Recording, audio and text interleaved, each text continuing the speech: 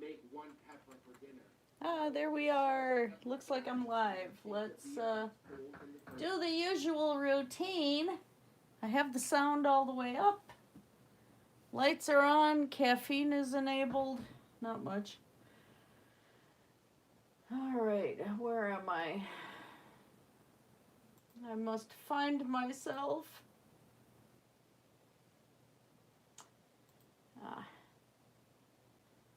And of course,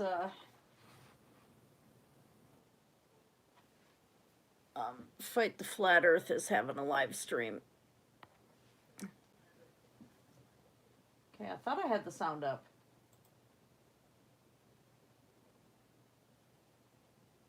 I'm on planet Earth, I think.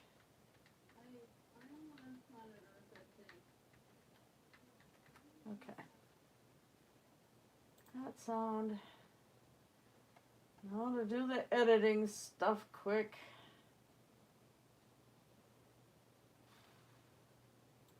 No, the video's not made for kids.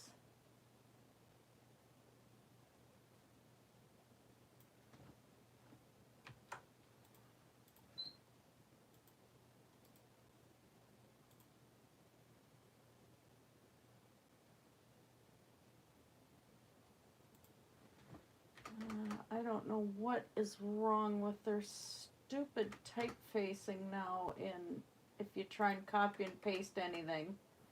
I'm going to have to take my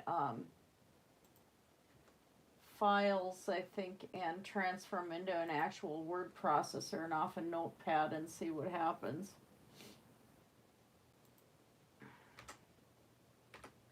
It's more work I don't want to do.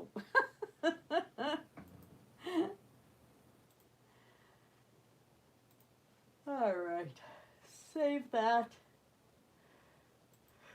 Well, I found out what happened last time my live stream had quit in the middle of streaming, and the problem was that YouTube's app had filled up all this remaining space on my phone. And I didn't have anything set to download or anything, but it, hey Sadie, oh, work was a little long and I gotta work again tonight at midnight, and I'm really tanked right now. I'm getting this done. This coming week I won't be live streaming because I have to get Christmas stuff together. Like, I have a metric butt ton of gifts to wrap up. I have to finish some stuff and go and see people, and then Christmas Eve and Christmas Day go and see more people, and so my weekends are Tuesdays and Wednesdays. That's when I have off, but I'm going to be going to see people and wrapping presents. It's like, so if I get a live stream in next week, I do, but I'm not going to announce one because who knows. It's the holidays.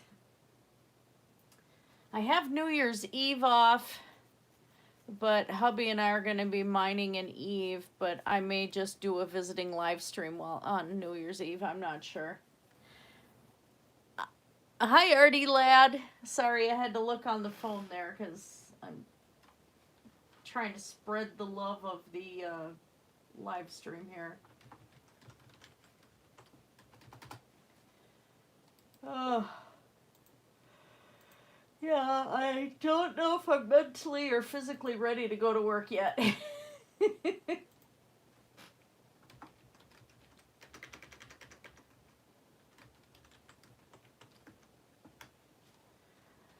All right, come on. Really? My computer froze. Now we have to wait. Again, my old computer's in my art room, so this is the one that likes to freeze up. Which is why I had bought a new one last year. Took out a loan and got a new one because this was getting really, really irritating. Sorry, trying to use the last of the hand lotion out of this bottle. Oh, come on out of there. You bugger. There.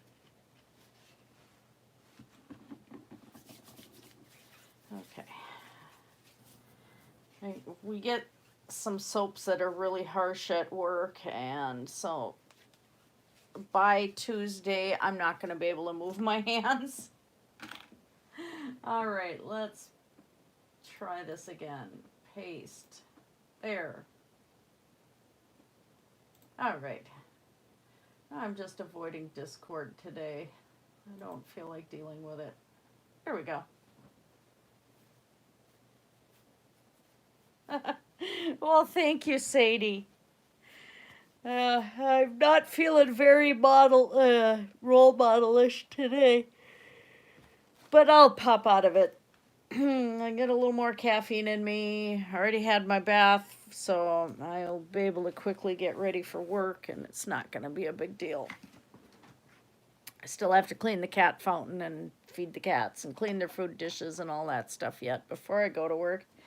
I'm getting feline protests. No Bob Ross today. I'm going a little stronger, but this is sugar-free, so it's like middle of the week thing for me.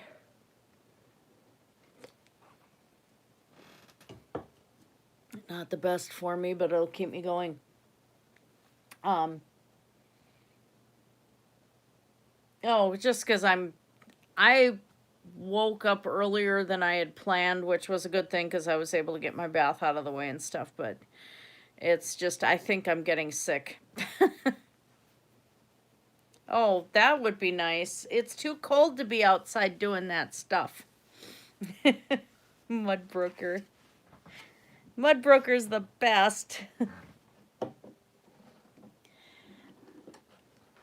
I was meaning to ask you, Mudbroker, whatever happened to that infidel news that you were part of? Or is it still up? Because I never got notifications or anything. All of a sudden they stopped and that was the end of it. I enjoyed that show.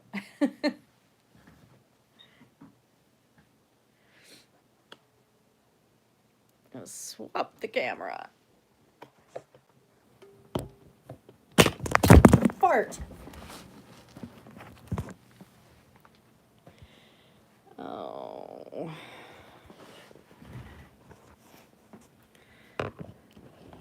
Sorry, guys. That was the real camera quake there. Hey, I did that without swearing. I hope they don't try to demonetize me over the word fart. I'll just say that. Fart! Let's throw a little scuff on his boots, I think. I know you can't see his boots at the moment. Oh, ouch. Yeah, I understand that.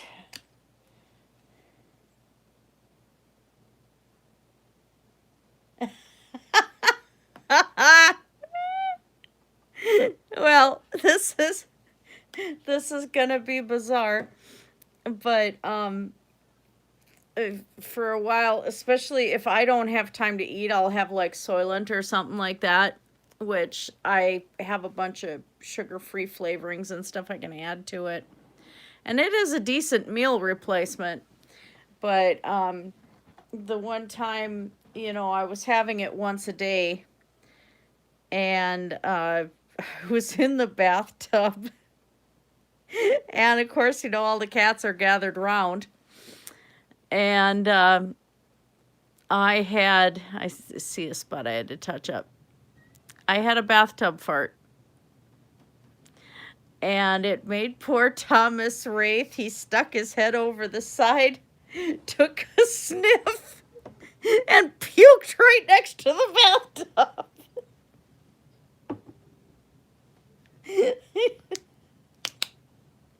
Yes, that's a real story. Soylent can produce some nasty stuff. And of course, you know, it was one of those days where I was, you know, part of the week where I had not been eating any meat or anything either. So boy, it was evil. And that poor cat, he just let it all go right next to the tub on the bath mat. I didn't know whether to laugh or cry.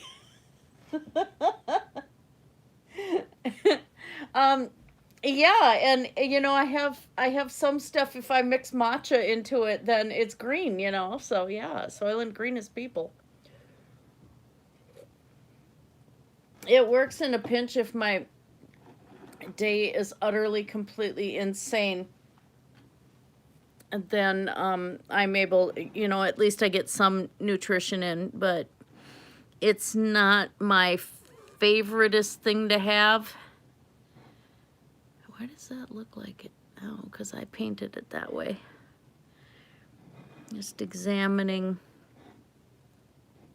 I think we're gonna, well, his belt looks fine, but I need to get some scuff marks and stuff on his boot. And Soylent did help me pre-surgery too. Yeah, doorknob head, exactly. Because for a while pre-surgery I had to be on a liquid diet, and then for 3 weeks before surgery I had to be on a clear liquid diet. And well, the regular liquid one, you know, I had to make sure I got some nutrition in, and Soylent is better than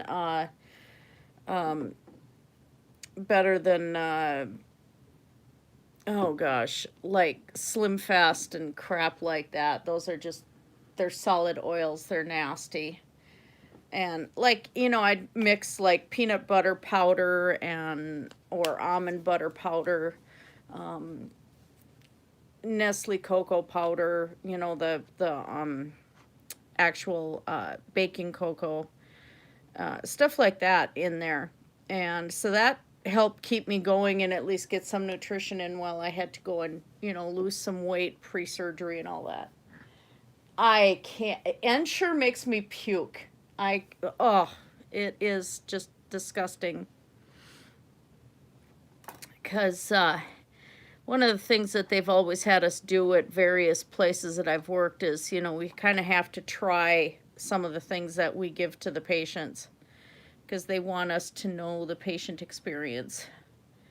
And Ensure's used a lot, and handmade or special mixes of vitamin shakes and stuff for, especially when I work the Alzheimer's unit, because Alzheimer's patients tend to be very active and they forget to eat, and they won't sit still a lot of times to be able to eat, or some of them lose swallowing ability, stuff like that.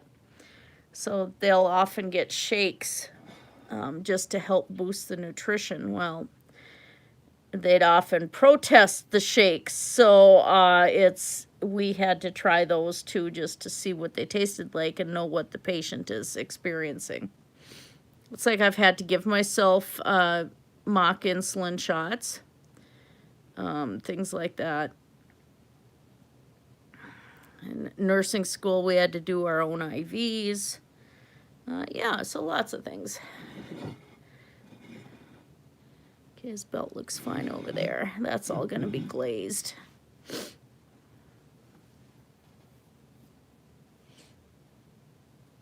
Oh, yeah, I want to try making that.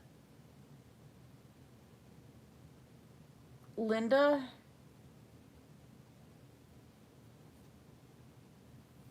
Yeah, I want to try the portable soup, and I tried, what we're talking about, Sadie, is a web YouTube channel called Jas Townsend and Sons, and they do 18th century cooking.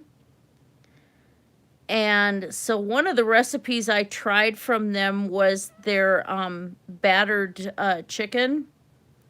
And the batter, of course, uses wine.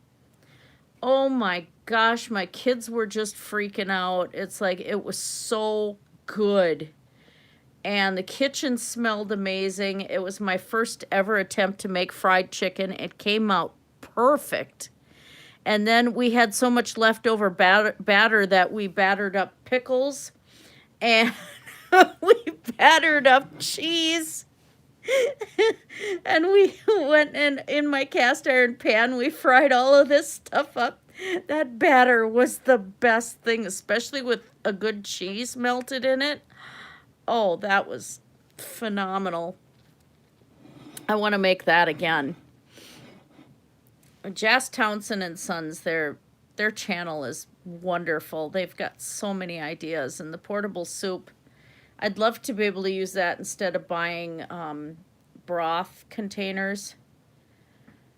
And I have a boatload of little tins and everything to store potable soup in, so.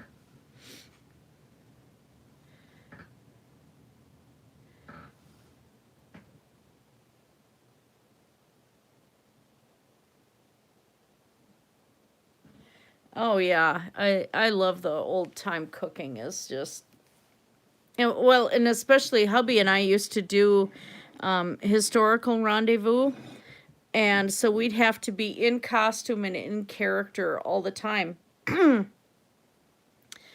And so you're not allowed to be seen with modern foods or convenience foods. So like we're hiding containers of chips and caffeine. But one of the things I gotta do yet is I want to learn to do a good Southern biscuits and gravy. And so we had that there. We had the pasties. Hubby and I made those. I'm not the biggest fan of those. I want to figure out the dough and the filling a bit better. Just come up with something really nice. But yeah, and we had the barbecued corn and stuff like that. But they didn't have an awful lot in the way of food at the rendezvous. And it was rainy and cold, and you're wanting something hot, but it has to be a historical meal. And so we do have books on Renaissance cooking and stuff, and I want to delve into some of those old recipes.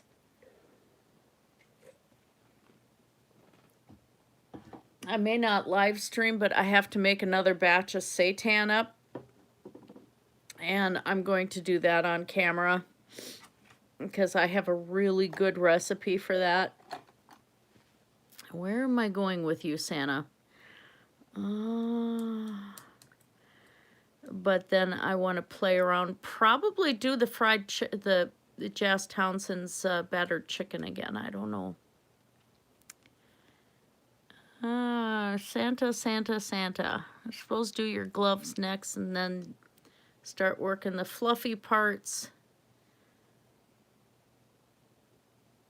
That fluffy part's going to have to come afterward. So I'll do the gloves and then probably work on his face and his eyes today, I think.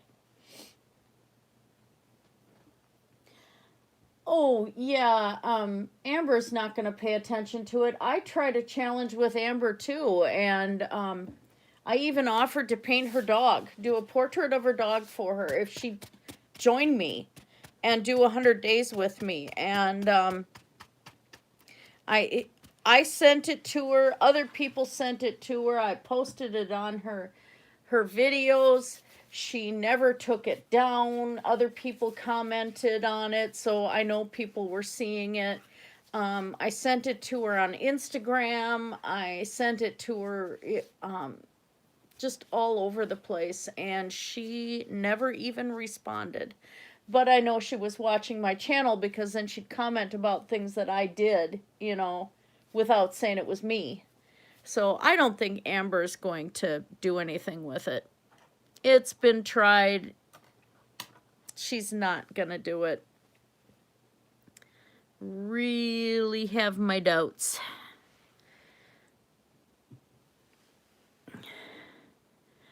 But then again, Amber might listen to Charlie, because Charlie's a lot bigger channel than me, you know. But I'm kind of just staying out of the whole thing. You know, the drama's not worth losing my YouTube channel over with these new policies. And that and hubby and I sat and talked about it. And it's like, do I want to be a drama channel and then have all of that crap affiliated with my business name? Because this is my business. This is what I do. And we're both like, no, no, no, no. So slowly I'm reorganizing my channel and getting rid of some of that stuff. I'm not permanently getting rid of it. It's just going private. So if somebody wants a copy of something or whatever, they can probably get it from me, but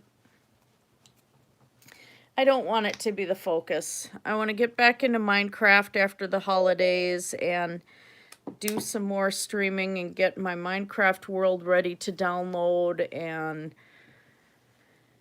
and just have some fun. My channel will grow as it happens, you know.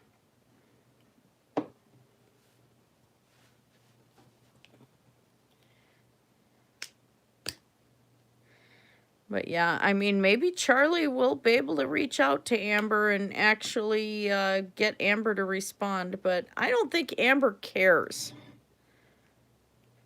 Yes. Yes, we don't need the telepathetic.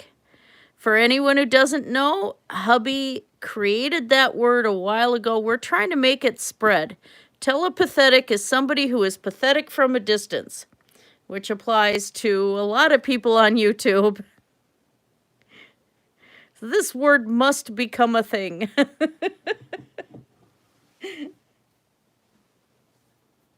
Hi, Sabine. Oh, thank you. Oh, yeah, go get some sleep. Thank you for popping in. I miss you. 60? Oh, I'm wounded. I'm wounded. Oh, no problem. But it like you said, it's 2 a.m. over there. So you go and get some sleep, and thank you for coming in. Lucian, hi. I'm doing all right. I'm kind of slowly waking up. Just coming to life. I'm dreading working on Santa's face. I'm going to work on his gloves first. I'm not the most confident on how I'm going to do his face here. Which brush am I going to use on his gloves? Some of those brushes. I'm going to have to... Oh, that one is going to be just spreading... That brush is going to be just used for blues and stuff. That one's wrecked. All right, well, that doesn't surprise me. All right, let's get some white. Night, Sabine. A crumb cake iron, too. Oh, sweet.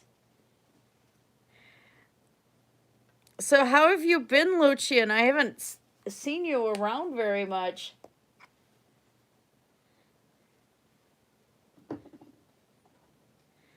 I'm going to need to open this silver. I got another of the metallics. I had bought the metallics thinking that they were part of the glass paints, because when I looked up glass paints that I was going to order, these showed up on the same page, and it turns out they're not.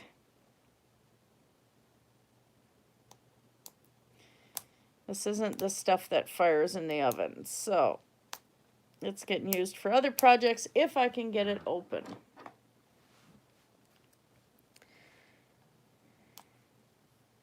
Do-dee-doo-dee-doo-dee-doo-dee-doo.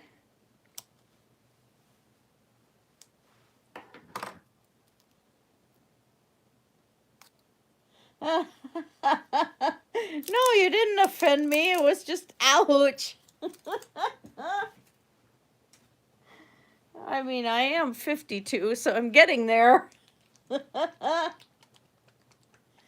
Your Tez Cat would probably know that one. I'm not very good on how those how all of that stuff relates. Oh, okay. Second cousins. All right. A little gray. Doo-dee-doo-dee-doo. All this for gloves.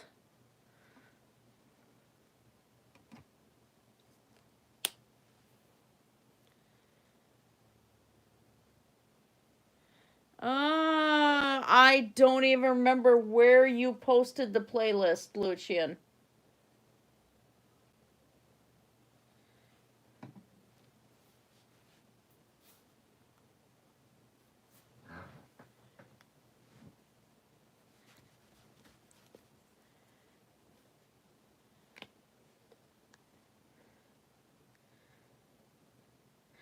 Lucian, do you have Skype?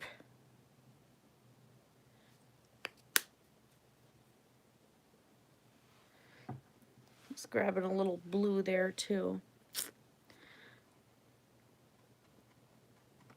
You'll see why in a moment.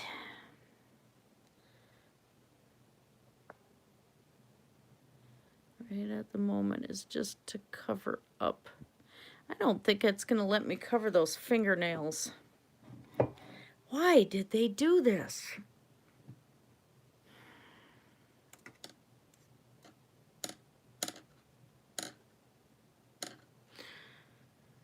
I suppose if I have a glove on one hand, but you can't see where his other if his other glove is in his belt or something like that.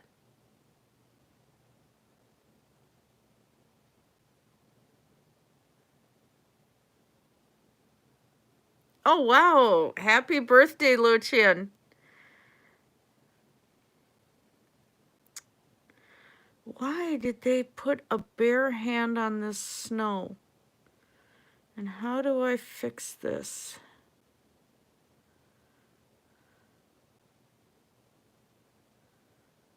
I don't want that to be a bare hand.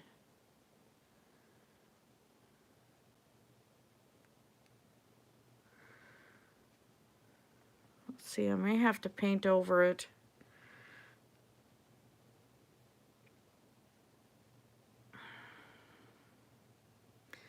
I might have to turn around and make it a bare hand, but we'll see if I can cover this up. Because it's supposed to be a glove.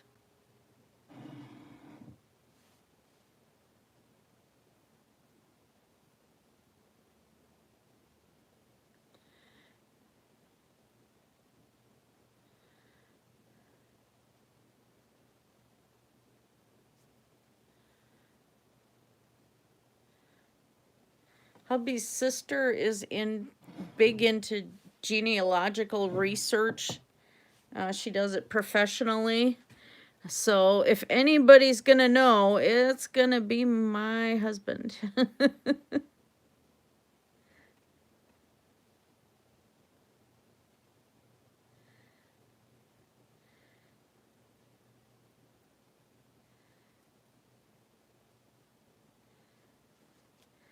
All right, let's throw a little gray in here.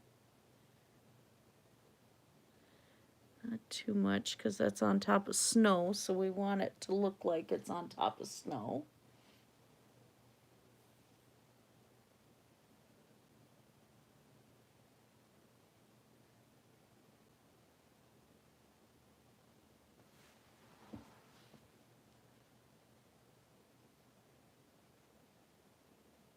Oh, okay. All right.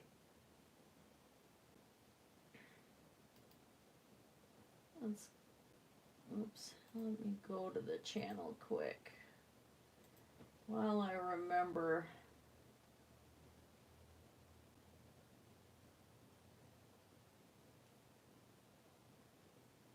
Oh, Lady of the Dragons. Oh, sweet. I'm not gonna play it right now because I don't want to get nailed with copyright stuff. I had that happen with one of those groups that just, you know, it's like an organization of channels on YouTube, and they turned around and they had music that they advertised as free, and that it was royalty free, and it turned out it wasn't. So they went, doggone it, stop bumping that. They went, and because I played their music on one of my streams, they claimed the monetization, like Unision is doing. So I had I had on one 2.5 hour stream, I had, by the end, all was said and done, even after I took the monetization off of the stream and off the video, it's been about 30 copyright strikes still on that video, even though it's not monetized. And it's the type of strike, it's a copyright claim, actually. And what they do there is they actually get the rights to all your monetization. So they go after small channels. So they trick the small channels into doing this, and then they can get a ton of monetization off of these small channels. So I just took all the monetization off the video. I was ticked.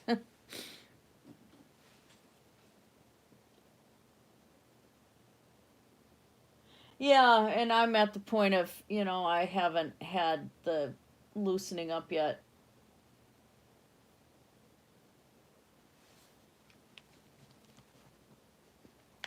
Awake, the mother of dragons, is not.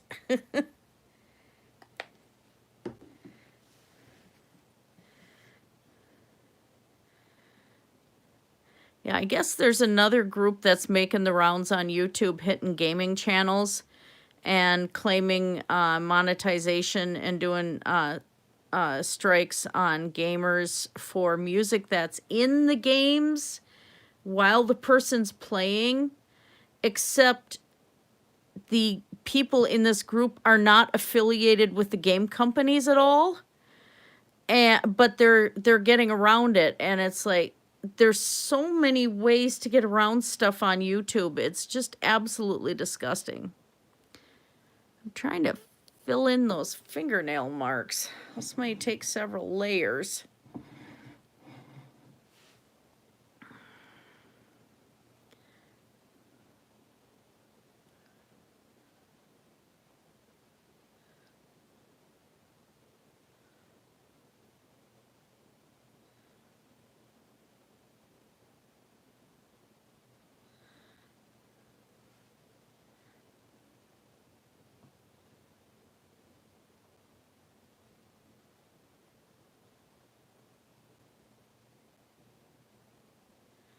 Put just enough shading on because the gloves are white. I just don't understand the bare finger part.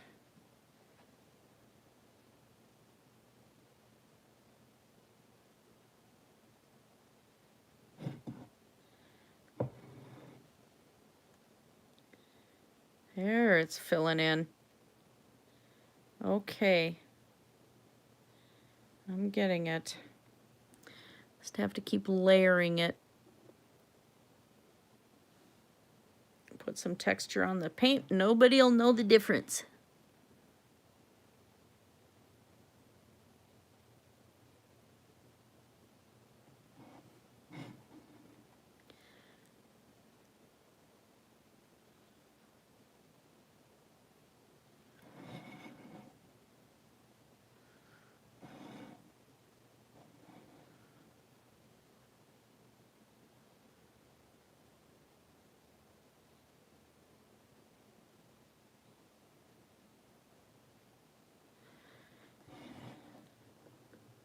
Oops, there I go again.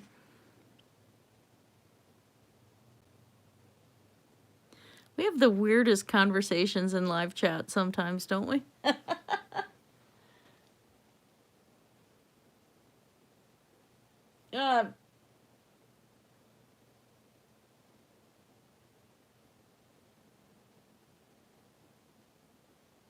Oh yeah. I have some songs like that too. I should come up with a good playlist.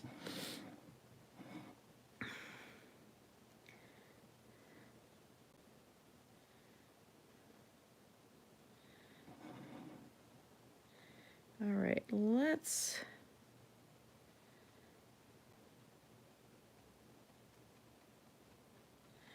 throw a little bit of the blue in there, just in the shadowing on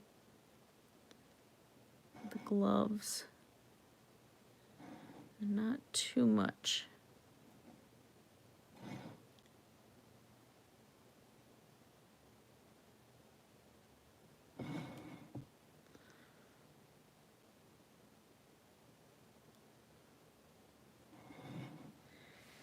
Right, a little more white.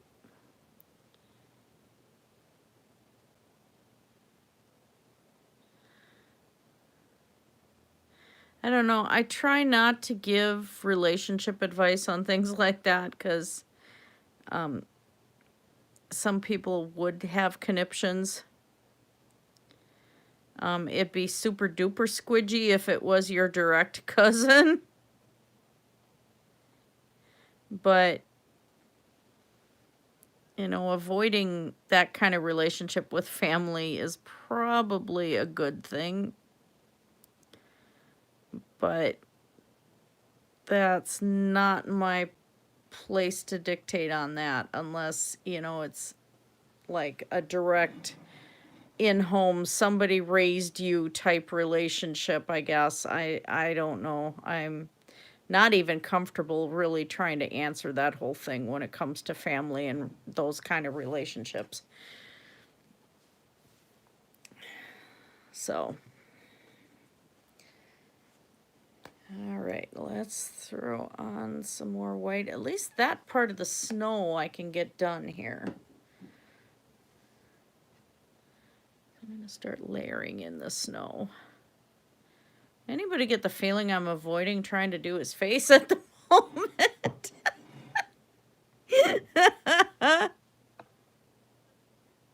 Confident, not.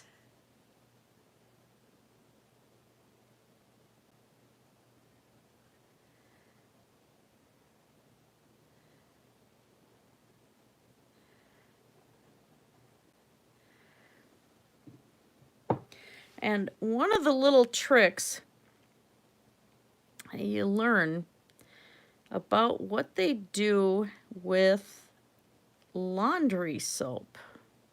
When you get those ones that are made just for whites, you're going to find out that there's always a little bit of blue dye. And it makes the white stand out more. So what I'm doing right here is I'm going to pat blue into the deeper textures and then do the white over top. Why is my doorbell ringing? Doorknob head, are you at my door? I'm kidding. I'm kidding.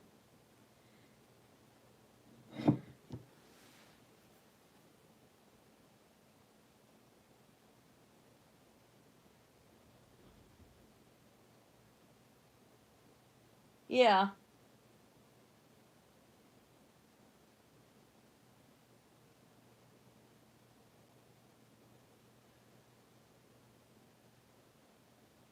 Yeah, that would be your second cousin, Sadie.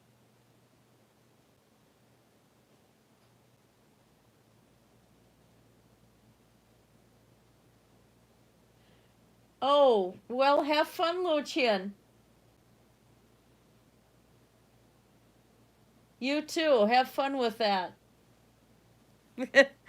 I wouldn't be looking forward to painting the kitchen.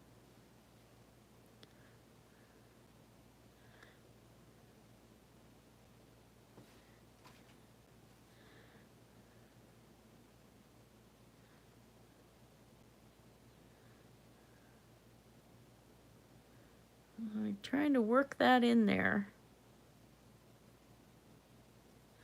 I'm going to do one section at a time because I have to blend this too.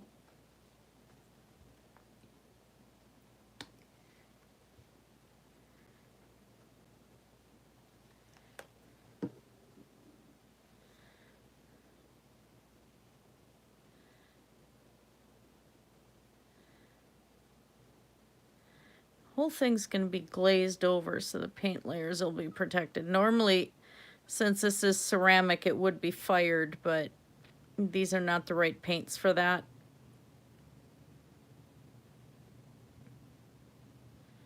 I could probably get by with the glass paints on here and fire it in the oven, but I don't want to mess with it. That's one of my other projects I got to do this week, is I have to finish 30 hemp bracelets, and I have to paint a couple glass bottles yet. Finish, Santa. Just a lot of work. Holidays are always crunch time. Huh? Who's Norwegian?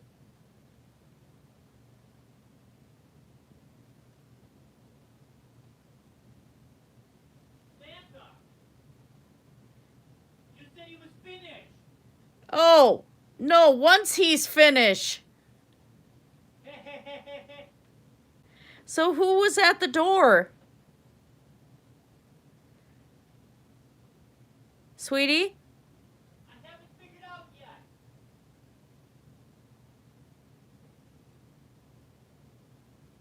Well, they wouldn't have been a package thief ringing our doorbell, so...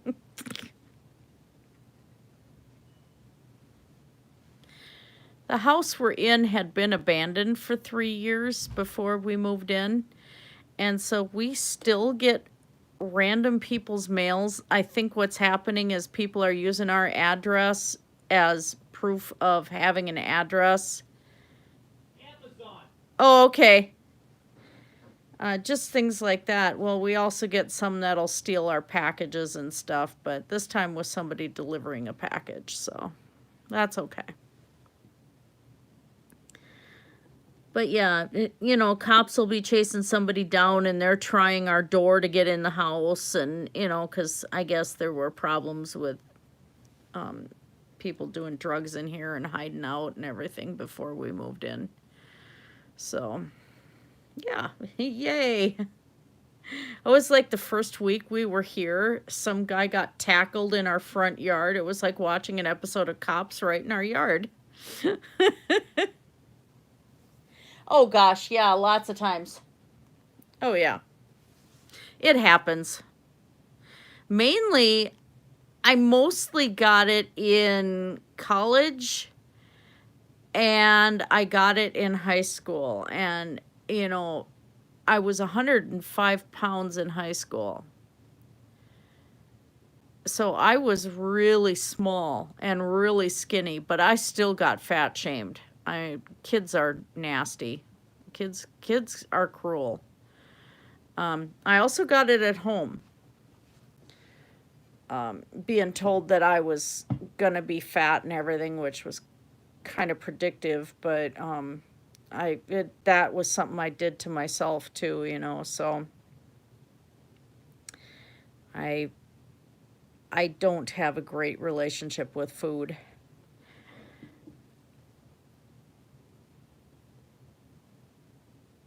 But, oh yeah, I got it. I got it a lot. If I wasn't getting beat up and, you know, all sorts of things. There was a lot of stuff going on. Yeah. High school was not wonderful.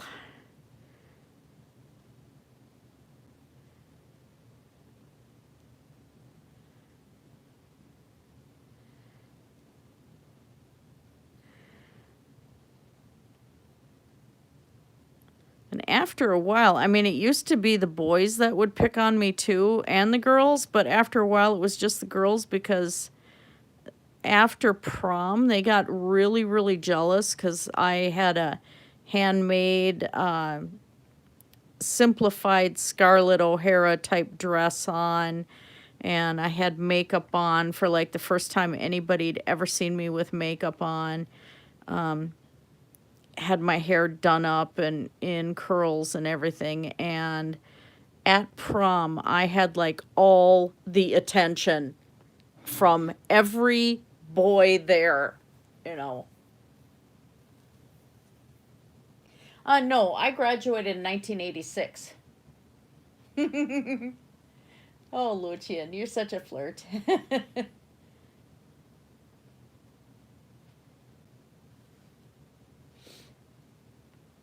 Yeah, Sadie, you might have to get on Ancestry and start figuring all that out.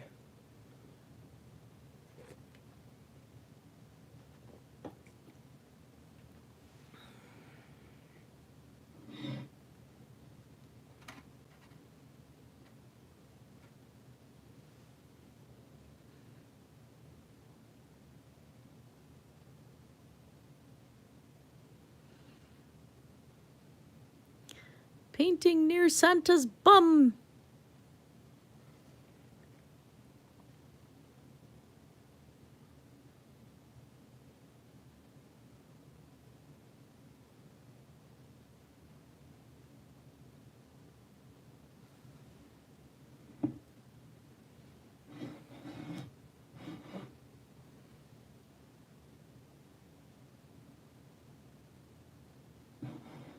This actually is more of a fun project than I expected it was going to be.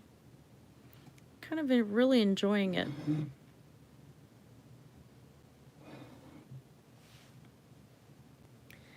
A little bit more blue.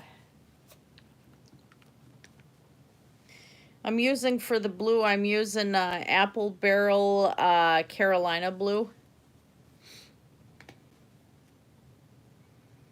Just a real nice pale blue color. And I used more of the gray with his gloves because I wanted that to really pop, you know, as being separate. I don't think so. There's so much genetic difference there that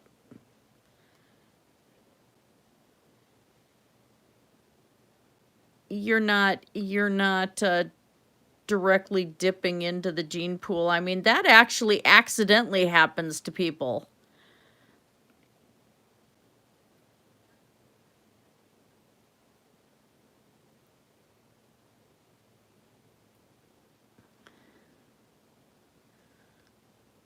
The joke is the town that my kids went to school in. The joke was that they couldn't really date anybody there because everybody was related. Very small town.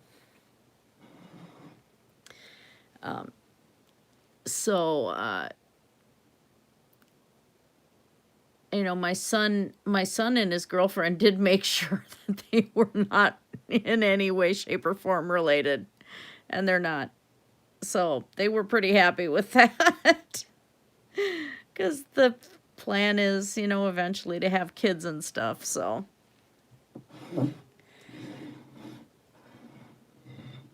those two have been together a very long time.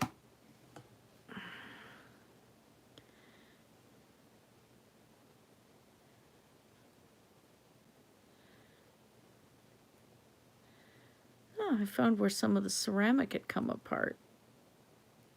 I was wondering about that. That's what you get when you get some of these pieces, though.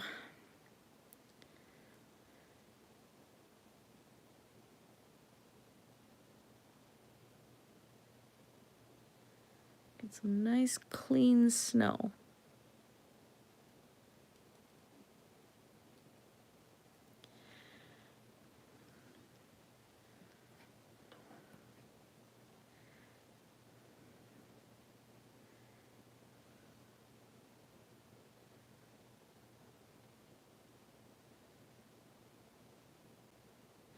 And you just keep blending and blending and blending until you're satisfied with the result.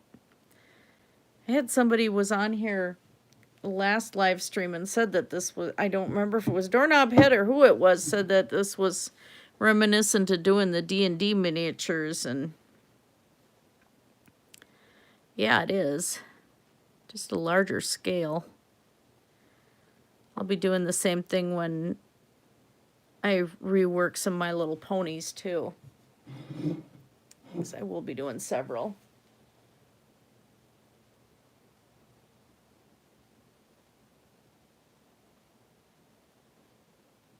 Yeah, it is. It is a lot of a result of inbreeding, and it happened. The reason it's called Habsburg is because it was the Habsburg family. It was one of their traits from all the inbreeding. Nobility, of course.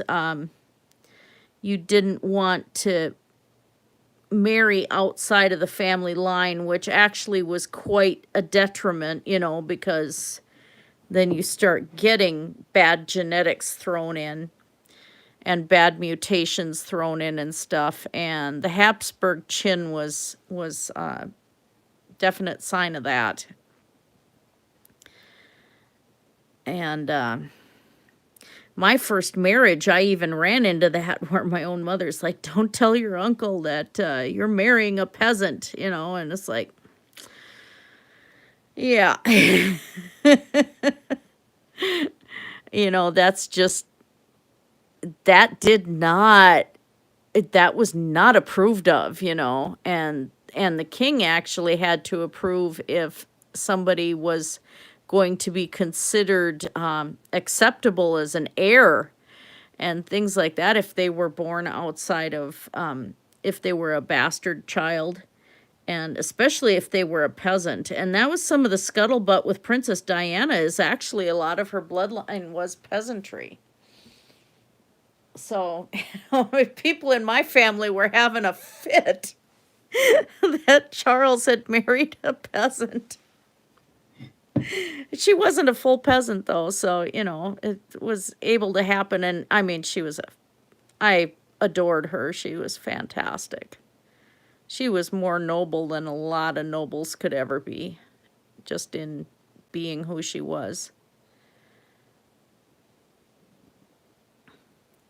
But that definitely was a thing, nobles married nobles, royalty married royalty.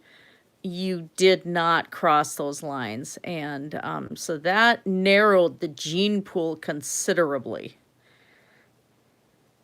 And we're actually facing that problem with a lot of the dog breeds, you know, the registered breeds, is they try to keep the bloodline pure. Same thing with a lot of the horses.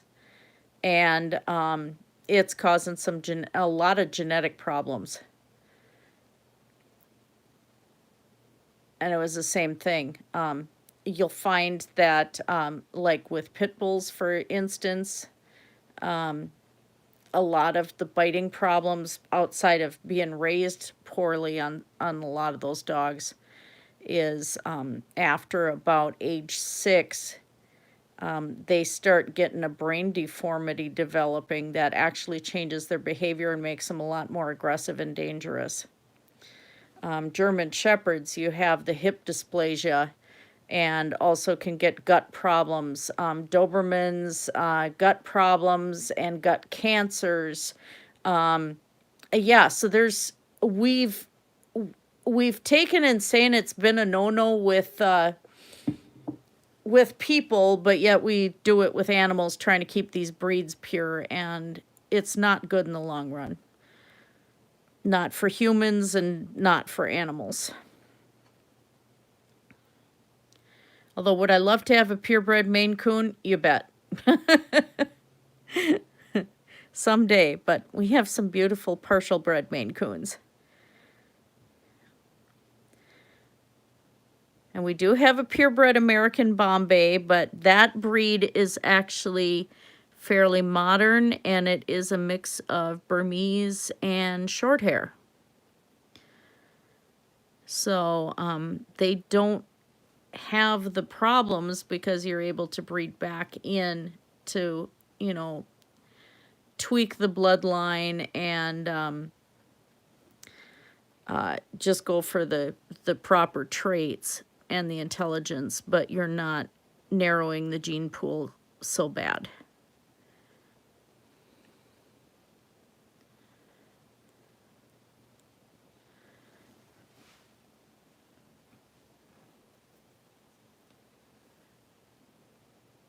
Oh, yeah.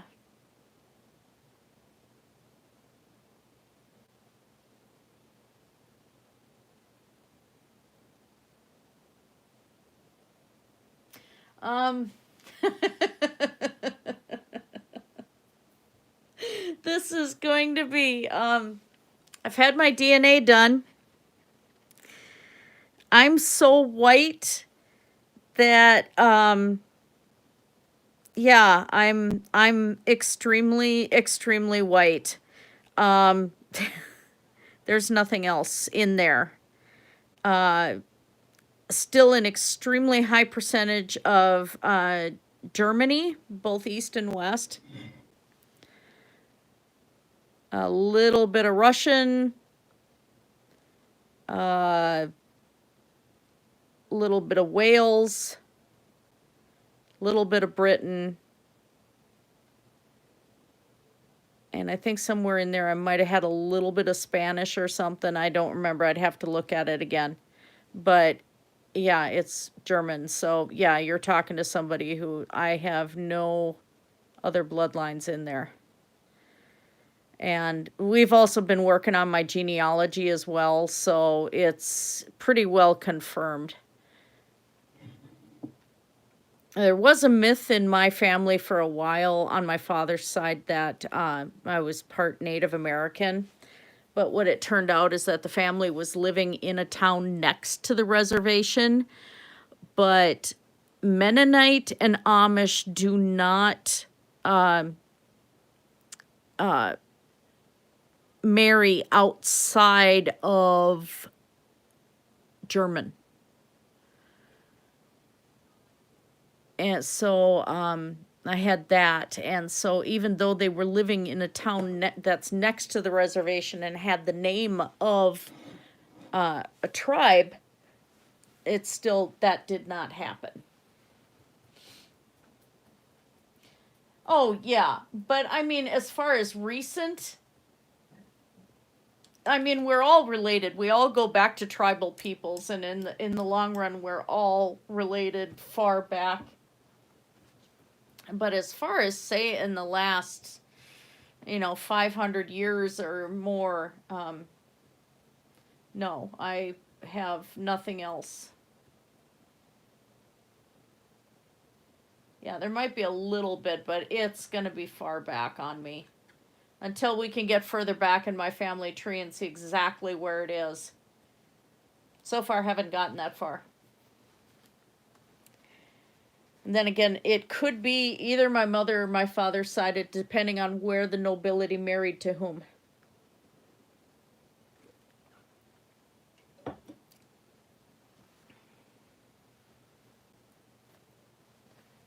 That one I don't know, but I know my mother said that if I had red hair, she wanted me put back when I was born.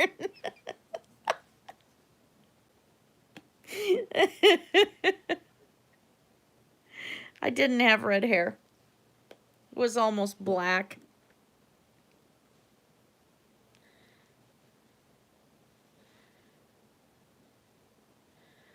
Now, once I get this layered in, then I'm going to take just a little bit of silver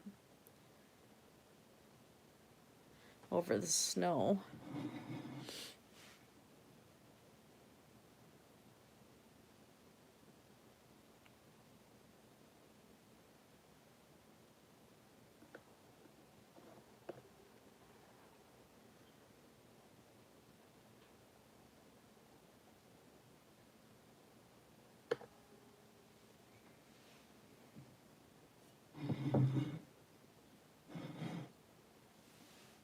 I always kind of wanted to have red hair. I loved it when I dyed my hair this burgundy color, but I don't want to ruin my hair either.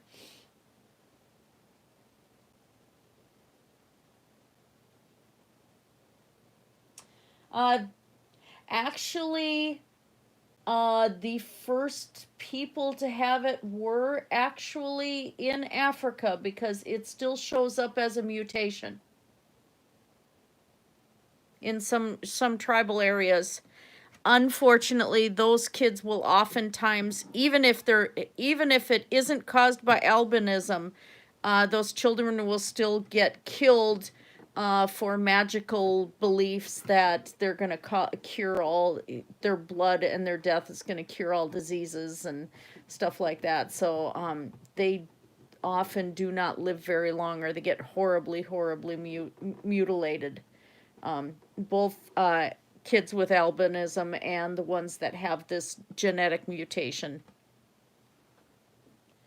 So yeah, it originally happened in Africa, and then you have the evolution of, they say that actual Caucasian showed up probably about 8 to 10,000 years ago in Europe, and it was just a matter of adapting to the climates, you know, and the climate changes. Yes, there are. There are some black people with blue eyes. I've actually met some, and it's not contacts. It's actually really real blue eyes. I've seen it in children a few times.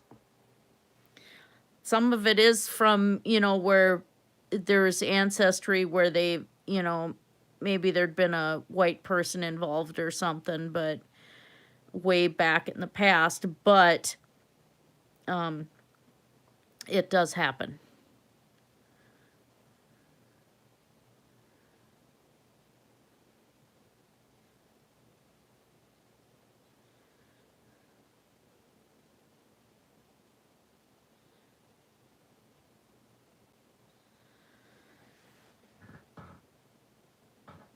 No, I've seen very, very dark-skinned blacks with blue eyes.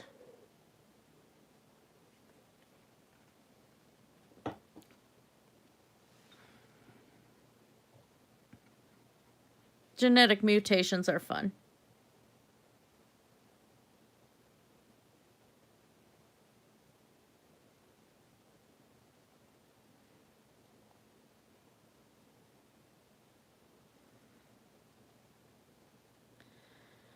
Try to get this snow going. Like I don't have enough snow outside.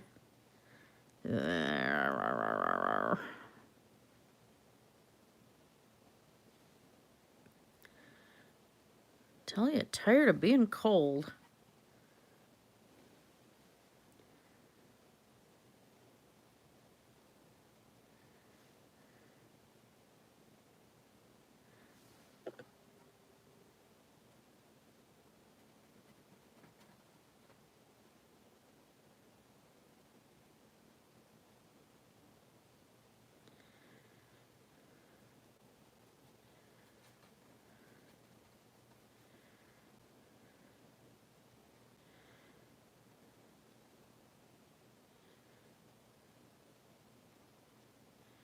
I'm going to lighten this up too. There's way too much blue there, but I have to let that dry a little bit.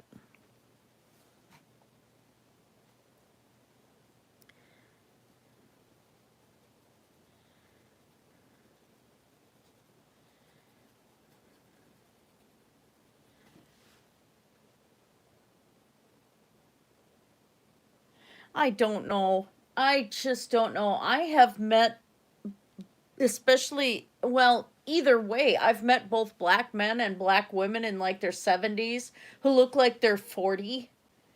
It's like, jealous, you know? You know, if they take care of themselves, they really, really age super well without surgery, without anything else. And, you know, especially if they don't smoke, if they don't do a lot of that stuff, even if they are heavier because of diet or whatever, but it just seems like they just age so beautifully, and it's like, yeah, there I'm jealous. I mean, I'm aging okay myself, but it's like, oh man, I'm not gonna look like that when I'm old. I might get lucky and have enough of my mother's genes that I'll age like her, and she's, you know, she looks pretty, she's now starting to look older because, well, she's in her 80s, but she still doesn't look her age, you know, compared to other people.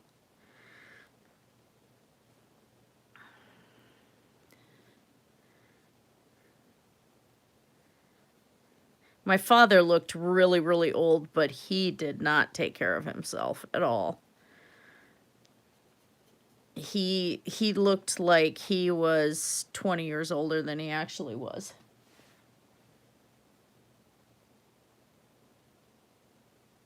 Other than the physical issues from having torn rotator cuffs, and she had all of the knuckles broken in one hand, leg injuries, stuff like that, but otherwise, no. Blue eyes is supposed to be recessive, but it isn't in certain family lines. It can be dominant in family lines. In my family, it's actually dominant. Which my ex-husband and I had numerous arguments over, because when a baby's born, you don't know their eye color right away. And I'm like, it's going to be blue. It's going to be blue. Oh, no, no, no. Brown is dominant, and all my family is brown. Both my kids have blue eyes.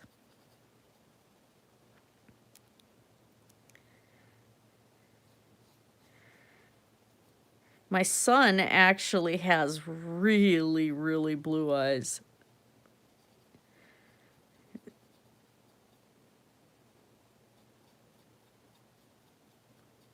And my son looks like my uncle.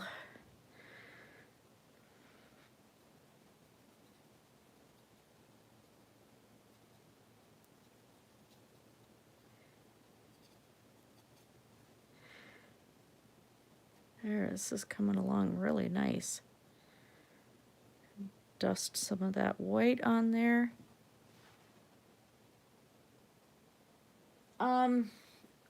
Just because of, I think it's because of the light absorption. We don't get as much sunlight. Because for one thing, part of the year, we're having to hide out a lot more, you know. Where if you get somebody from, say, Nigeria and stuff, their skin is extremely dark. And, you know, it's because they are in a much brighter climate, just like you'll get people from the tropics that have very, very dark skin in the tribal areas. If you watch National Geographic or look at the old magazines and stuff, there's a lot of very, very dark skin in the tropics, and it's because of the amount of sunlight. We, people who, you know, have origins in Northern Europe especially don't have that sunlight exposure. I think that might be related to it. I think pollution also plays a factor on the aging and stuff, though. You know, like being in the middle of the city and things like that plays an awful lot. And then, of course, you know, other diseases that can't be controlled by diet and by health and stuff. There are lots of diseases out there that a person just cannot deal with, you know, that happen because they happen. We don't know the causes. MS being one of them will cause muscle atrophy and stuff like that. Don't know what the cause is. So it, you know, there's a whole bunch of factors in there. There's a lot of white people who age very well too, you know. But taking care of themselves is part of that. And some are still going to age badly regardless what. And of course, once you start getting over 75, then, you know, your age is going to start showing. Even if you're aging well. Wrinkles are going to happen. The skin does change regardless. It starts losing fat. It starts losing collagen. That can't be replaced. The texture of the skin starts to change, and so there is going to be, you know, sagging and stuff like that regardless what.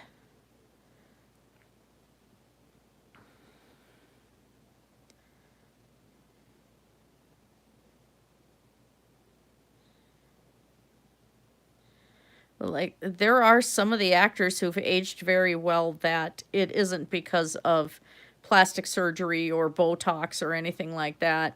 Michelle Nichols, for one, Uhura from Star Trek, has aged really well. She's still absolutely stunning. No.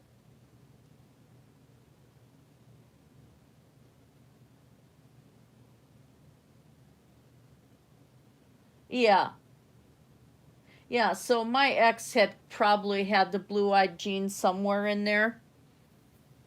But, you know, if you've got enough concentrated in a family line as far as your likelihood of having blue eyes coming from two people who are carrying blue eyes is going to be really high. I don't know if Ellen DeGeneres has, no. Let me look something up really quick here.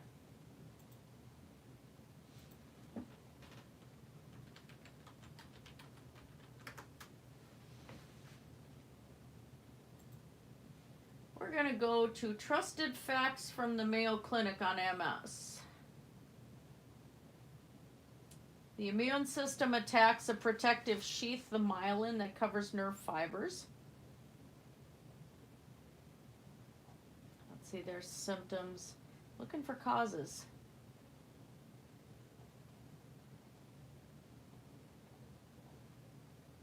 Unknown. It's considered an autoimmune disease in which the body's immune system attacks its own tissues. It destroys a fatty substance that coats and protects nerve fibers. It's saying a combination of genetics and environmental factors. Risk factors can be age, but not necessarily. It can start with people as young as 16. Gender, women are more than 2 to 3 times likely to get it. Family history. They're saying Epstein-Barr virus might actually contribute. Being white. It's more common in countries with temperate climates, including Canada, the northern U.S., New Zealand, and eastern Australia and Europe. Another contributing factor is low vitamin D, certain autoimmune diseases, and smokers. So no, I don't see anything from the Mayo Clinic on glyphosate.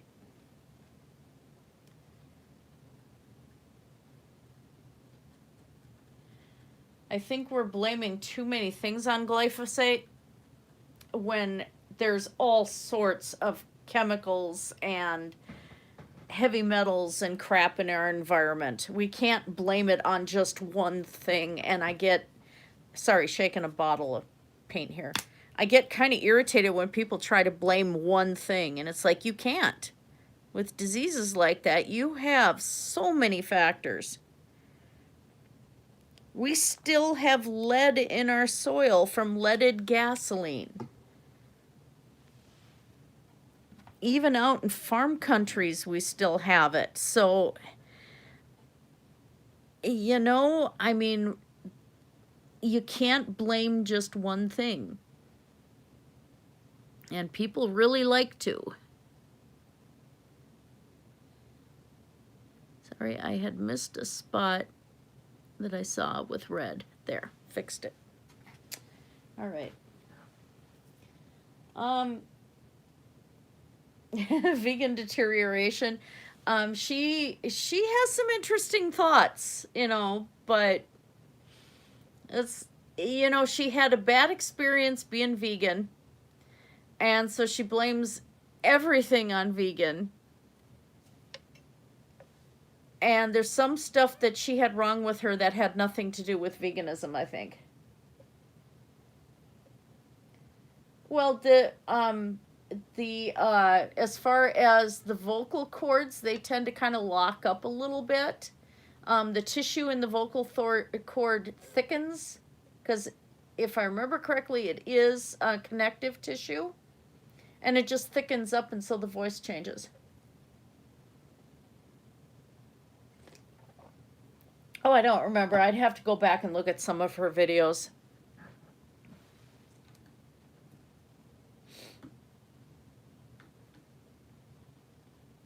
There was something she talked about that I don't think was necessarily diet related, or vegan diet related, I should say.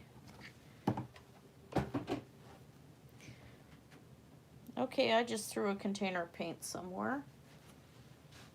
And it is one that I need. Found it. White paint. I tossed it. All right, let's go back up here and fix this. Santa's gloves need a touch-up. That's gonna be a glove, doggone it. I'm gonna make sure this is a glove. I'm gonna fill in those fingertips. Bound and determined.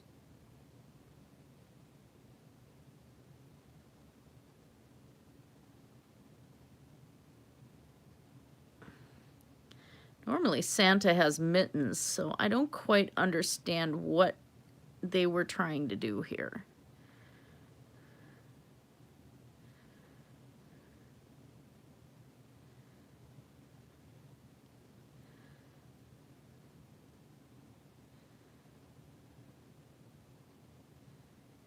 There we go.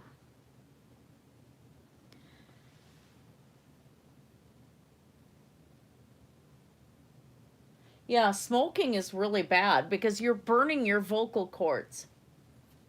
And you're also burning lung tissue. And lung tissue does not regenerate. Which is why when you have some patients with pneumonia and stuff, their lung tissue does not recover. It's a myth. Just like any other stereotype, it is a myth. People make generalizations about certain people, and like the whole thing about, you know, Polish people, that they're dumb and all of this stuff. No, not necessarily. There's dumb people in every group.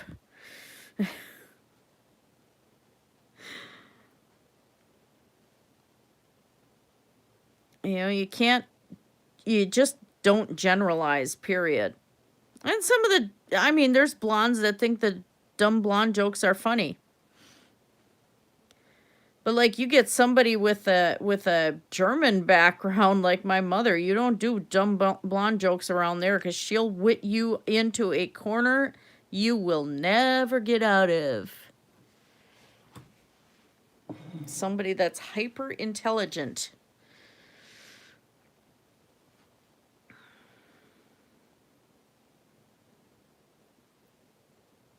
So yeah, it is a stereotype. And what's really funny is when she grew up in Germany, that dumb blonde stereotype actually applied to redheads. In Germany, it wasn't dumb blondes, it was dumb redheads. So, you know, the stereotypes change per culture too, and per country.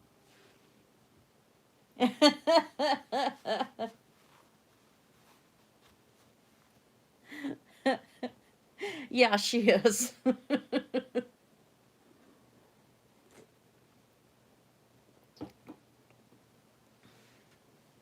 When you get somebody that grew up reading and writing and speaking 6 languages, and yeah, my mother's freaking scary.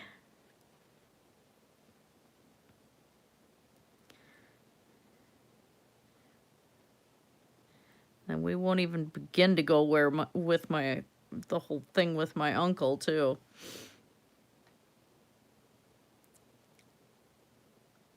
And my grandmother was blonde, and she was an interpreter and read and wrote and spoke fluently 9 languages.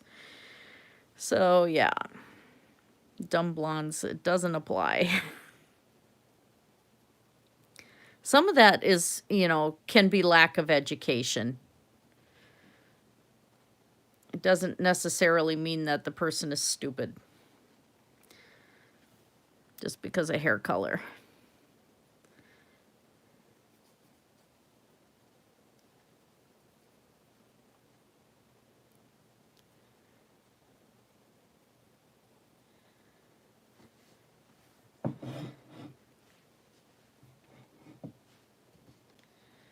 Move this light over here, I think. Yeah, there we go. More white. I'm using up the white paint. I think red hair is pretty. But that's just me. I love red hair.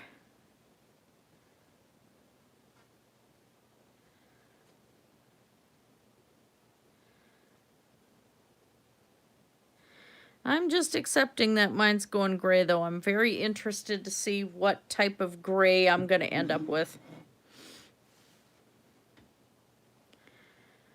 Kind of getting into my old crone sage woman type aspect of my life, The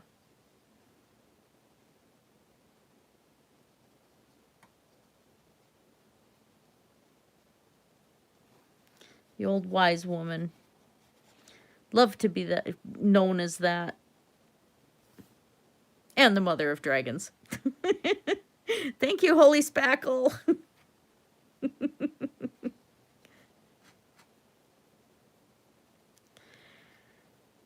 I've actually been coined the mother of dragons on YouTube. It is official. Do they have a date on this? Unlimited Incorporated Accents 1992. Oh, wow, this is old. Yeah, it's possible, yeah. You've got the genes there. It's also possible that it won't happen, because there's some redheads on my father's side of the family. I wasn't one of them.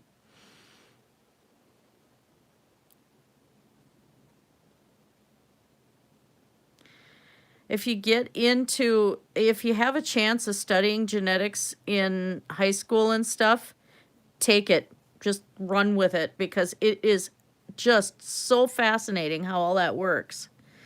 A lot of those principles apply for animals too. And one thing you'll kind of find, now this has been known by farmers for a really long time, is if you have a horse or something like that, and you breed that animal, you want to pay attention not necessarily to this stallion you're going to breed that animal to. You want to take a look at his mother. So the stallion's mother is the one you want to pay attention to, because your broodmare is going to throw the traits of the stallion's mother or grandmother. In my case, my daughter at 12 years old looked like we had funeral for my husband's great-grandmother. And they had all the pictures on display and everything. And they had a black and white of her when she was 12 years old.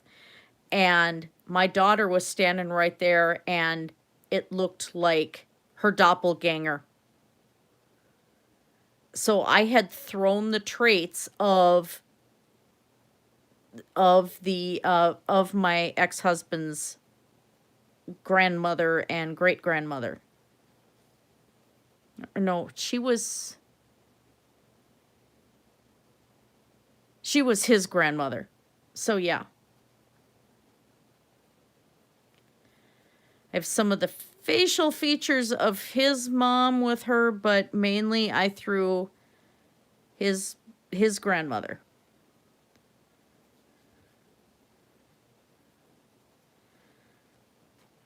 So those principles do apply. So those are the kind of genetics. If you're looking at crossbreeding something, or you're looking at actually having animals reproduce, or even if you want to get an idea of the genetic traits of, say you marry somebody and you want to have kids with them, take a look at their parent, their mother, and their grandmother, and you will get an idea of what kind of traits you throw. That, along with you're still going to have stuff that comes through from your own family line, but your most strong traits are going to come from the sire's family line, his mother, and his grandmother.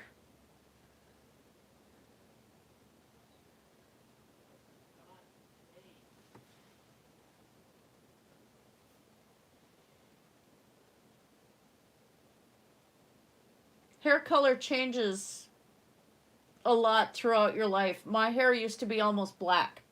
It's not anymore. And I had, when I did have my hair permed, I can't remember how many boxes of the strongest acid perm available just to get my hair to curl. And this was done by a professional stylist. And it actually permanently changed my hair color. I think the follicles might have gotten damaged from it. And so my hair color lightened considerably. I went from a dark ash blonde to a medium ash blonde. Or not ash blonde, brown. Ash brown. My mother's ash blonde.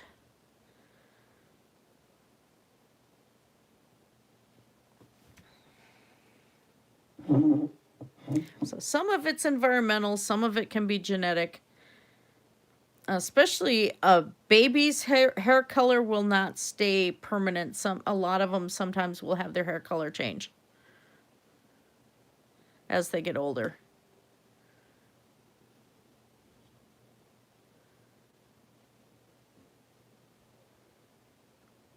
Painting Santa and talking about genetics. I'm having a good time. Actually, I am. I am a terrible, terrible science nerd. Man, I can't believe this thing's from 92. Well, what do you mean it's fading? Is it turning more brown, or is it getting lighter yet? If you were blonde before.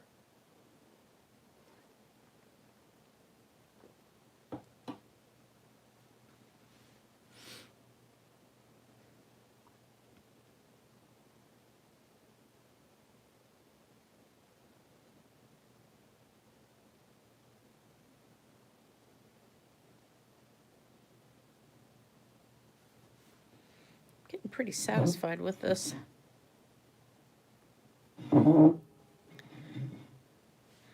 It's just up here I got to do more work.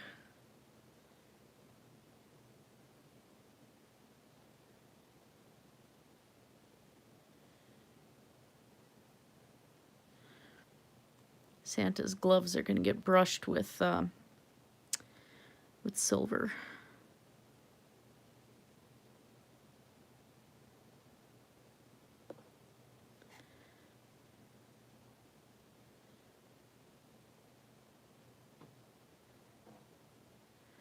Part of my issue right now, I think. Yeah, I can't get that to fill in. Ah! Growl at the stupid thing. Come on, fill in, ye bugger.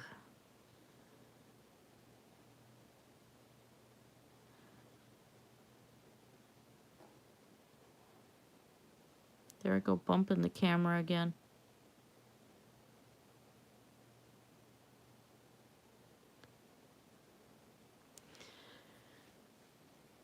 It takes a while for epoxy sculpt to cure. Otherwise, I'd have gone, I didn't think I should have just gone with that and filled those in. But then there's no guarantee when it's cold like this that epoxy sculpt is going to cure either, because I have to resculpt an entire My Little Pony mane and tail because it didn't cure in a cold room.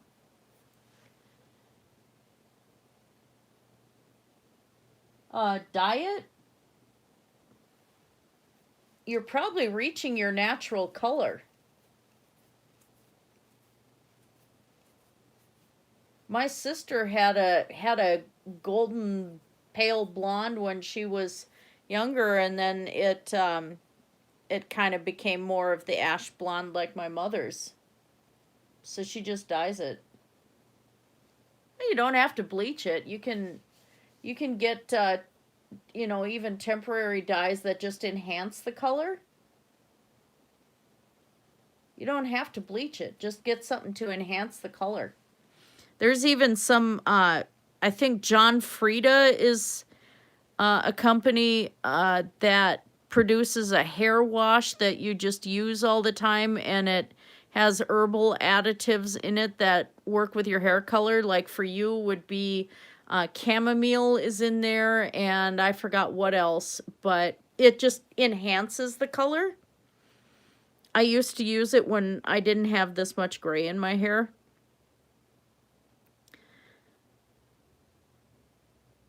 I have it for brunettes, but I swear by the product, and you just used it every time you washed your hair, and it worked without actually dyeing your hair. Like the stuff for brunettes has henna in it, and I forgot what else. I think coffee or something. So it's non-damaging. It moisturizes the hair. It makes it shine. Oh my gosh. So yeah, if you can find John Frieda, let me see if I can find it.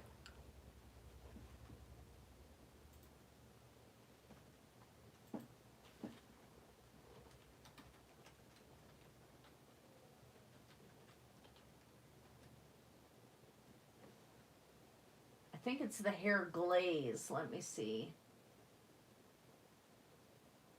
Nope, that's clear.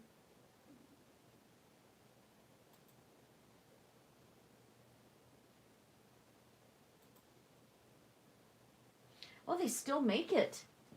Ooh.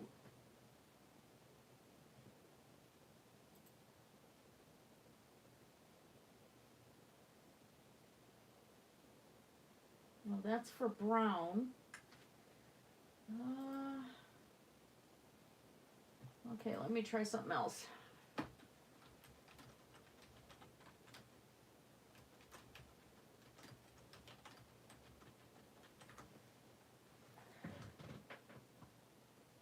Is this the one? That's the clear. What's this one?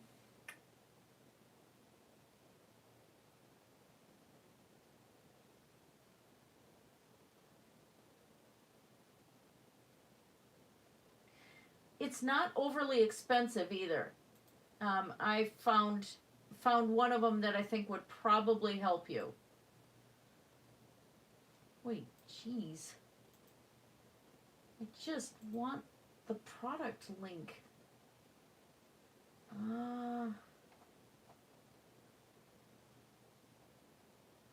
Has a conditioner too.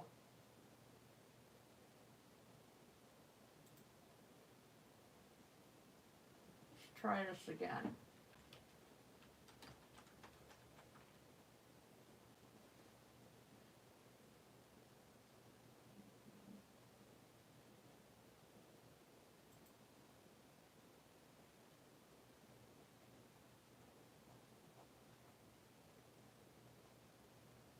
What's in their lightning shampoo?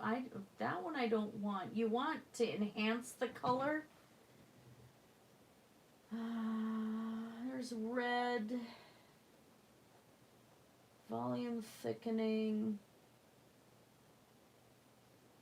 Yeah, here's one of the products I really like. Found it.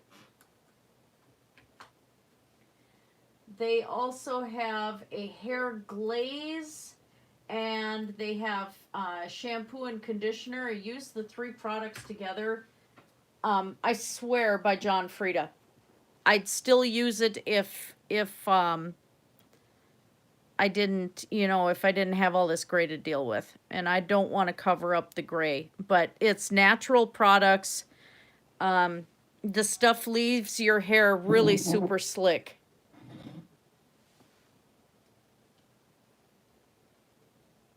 Oh no, it's not Sun-In. It's not the same thing. This is a professional product.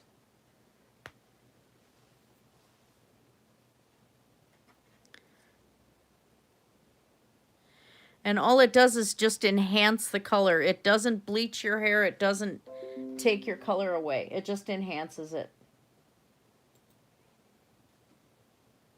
And you're going to find that that could be a very gorgeous color enhanced like that. So that stuff's going to make your hair slick and shiny. And we've seen last time I have slick, shiny hair.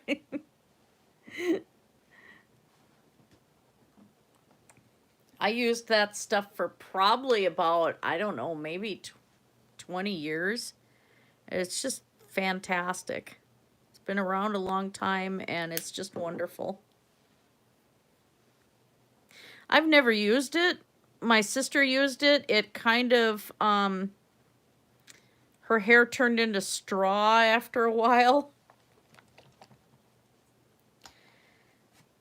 It just kind of, all the hair products she was using for a while had ruined her hair, so you got to really watch what hair products you use. Let's get a little bit. I'm going to have to add some more white. And I want that sheen on the glove.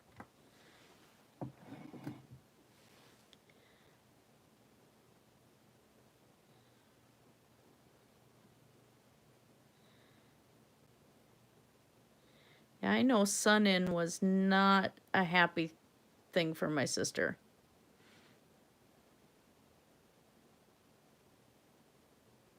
Because that technically is a bit of a bleach. And using it too long will make kind of wreck your hair. All right, so let's go to his other glove here. Working our way up.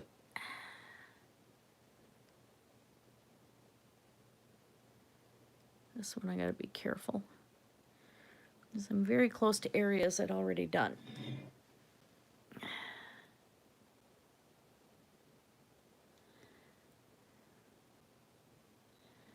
Like that one.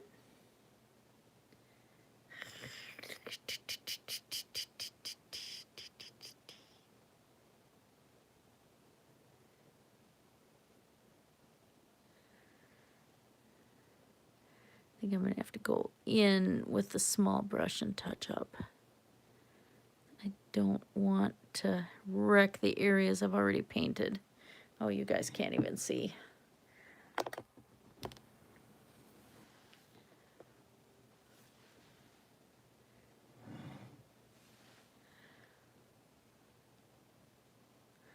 It's okay, I'd made Santa a little tipsy anyway. Okay, this one I'm going to have to go in with the small brush. Yeah, it just does, because it's a bleach. So with products like that, you have to make a determination what's the lesser of two evils. Do you want the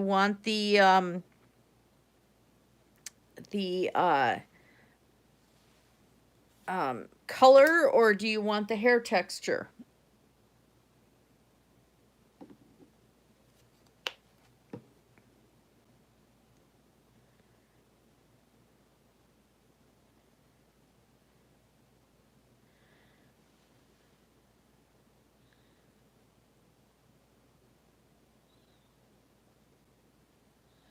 At that point, it's the lesser of two evils. But yeah, all of those, suing the company is not going to do any good because all of those products are known to do that in the first place. And a lot of hairstylists won't recommend those be done.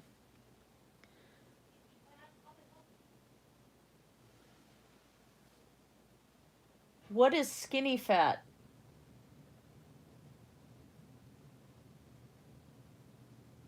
You have either or.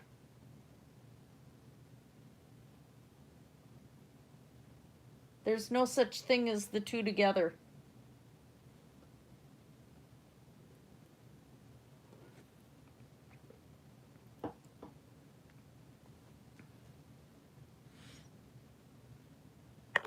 Ah, stop, stop.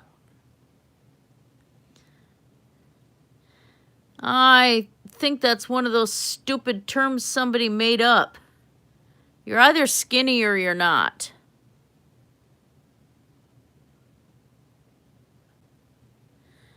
And in between. And it sounds like skinny fat is one of those body positivity movement made up terms. All right.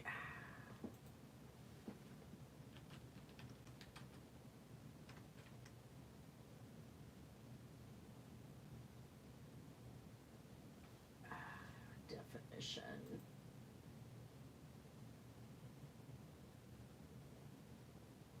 No, it's not a medical term. It's in the Urban Dictionary.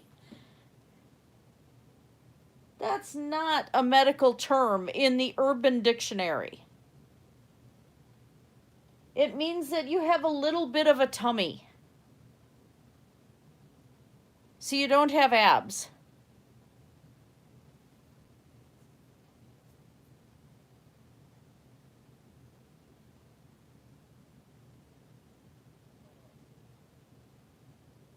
Normal weight is not skinny, though. Let's see.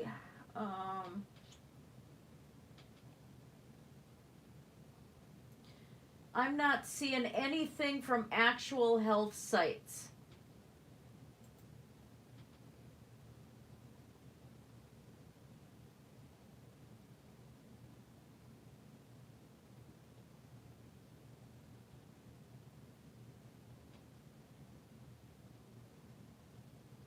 Okay, here we go, health.com. You still have some visceral fat, you still have some inside your abdomen and the muffin top.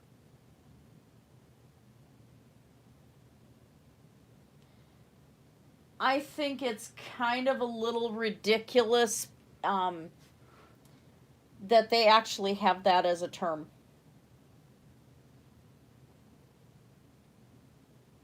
Because they're expecting that people have 7 hours a day to work out.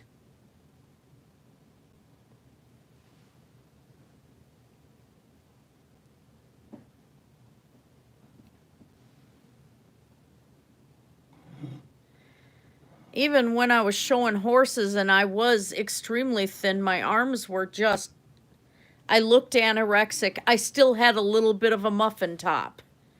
And I had abs because I was swinging hay bales and everything else. I think that is just absolutely ridiculous. They're trying to get people down to skeletons.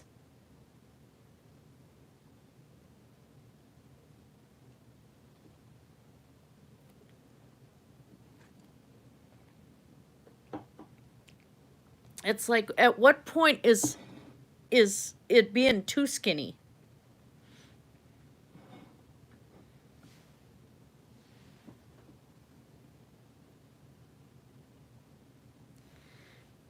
It's like the whole thing with the body mass index and stuff isn't exactly something that a lot of the personal trainers and stuff go by because it can be misleading as all get out.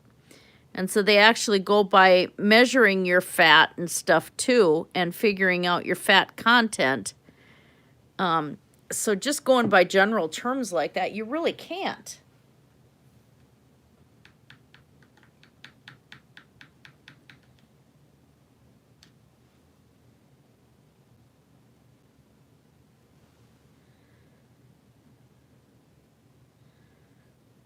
Yeah, I'm not a fan of the term.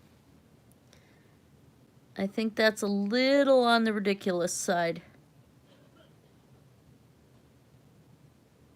Even if they say it's a medical thing, it's because it is the visceral fat, and everybody has visceral fat. Our organs do need it to function. Our body needs some visceral fat to function and to control hormones. So, where do you draw the line?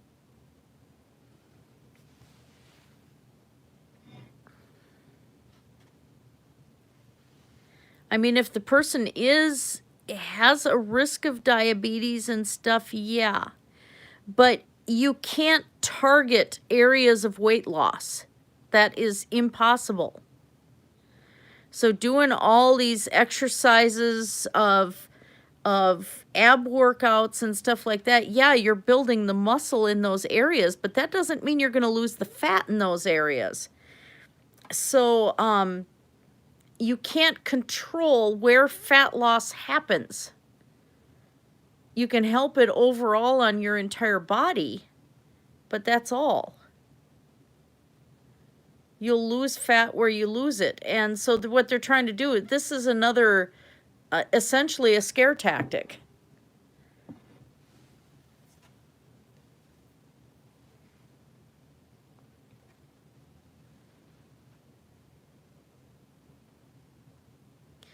My mother is super duper thin. She's still got a bit of a tummy. And her wrists are so skinny that it's all bones. And she still has a little bit of a tummy. How is she supposed to target that? How's anybody supposed to target that? You can't. And that woman does a heck of a lot of farm work. She's in shape. Yeah, every body type is different. You know, they are trying a scare tactic. And so they're going to have everybody so skinny we all look anorexic and dead. Oh. I'm ranting. But that just ticks me off. Oh my gosh. That's messed up.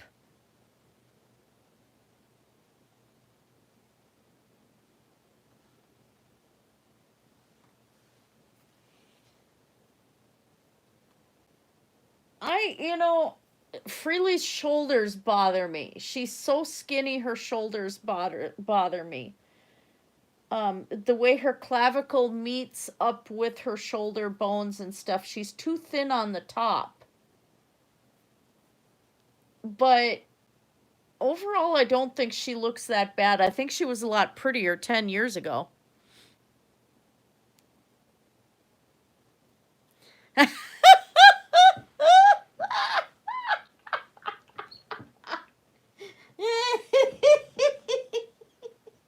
Big exercise.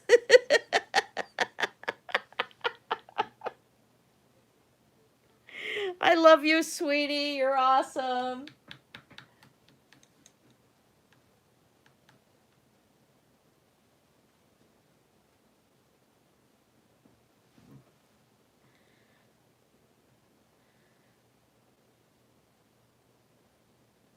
That is funny. Big exercise.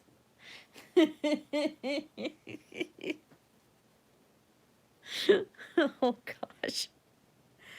All right. What the part I have been dreading.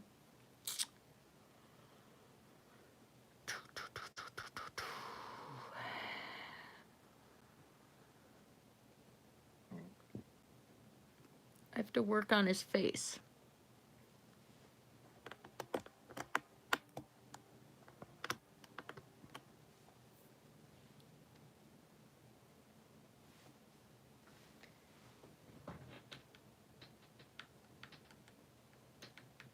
Oh, you're kidding. I think that 40s are the new 20s. We have a longer lifespan. You know? It's like I figure I'm at the halfway point in my life right now.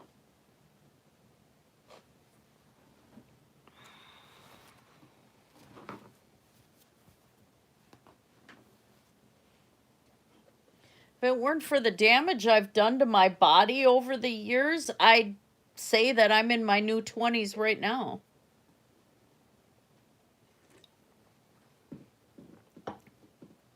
Fashion-wise, they're trying to say that.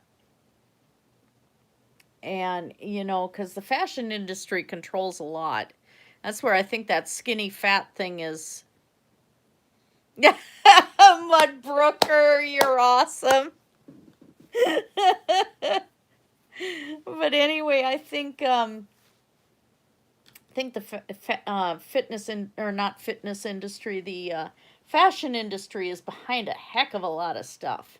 All these influencers and everything else, and they're screwing people up. Well, this is the new 20s, and this is the new black and all of that. It's like, just wear what you like, you know?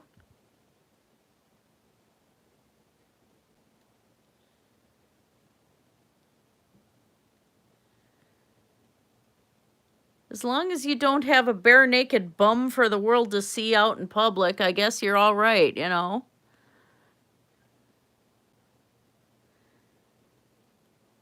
Can't go to the office in a bikini.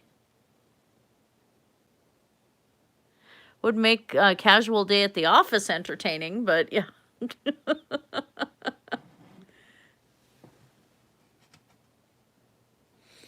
Yes, exactly.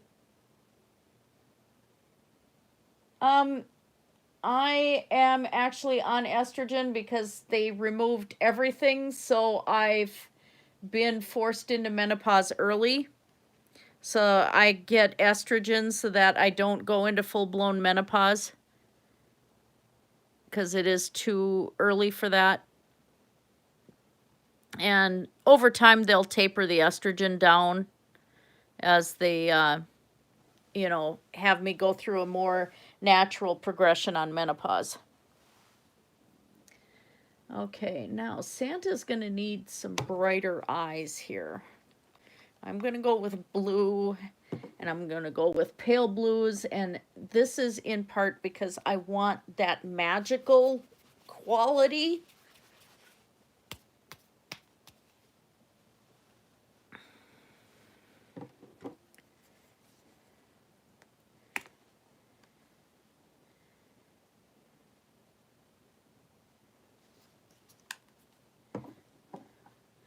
So we're going to start with a darker blue first.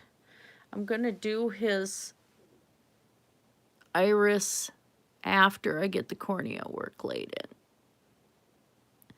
And I'm also going to have to add a little gray to the whites of his eyes, get a little more natural looking, but it's going to take a little bit.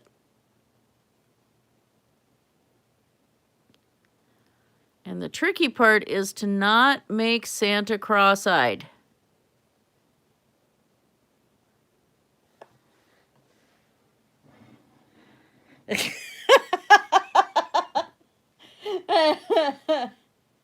Don't do what I will suffer. Oh, to go into menopause? Well, no, that's a little early yet. I was actually in early menopause before I had the hysterectomy. And what I had was called a radical hysterectomy, where they took everything out.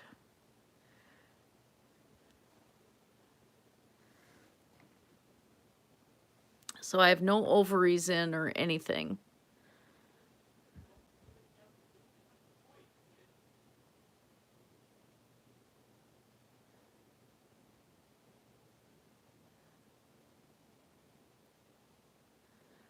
Now Santa will stare deeply into your soul. It was so funny. I sculpted one Santa, ended up making him look drunk as heck. It was funny. Santa got into the eggnog.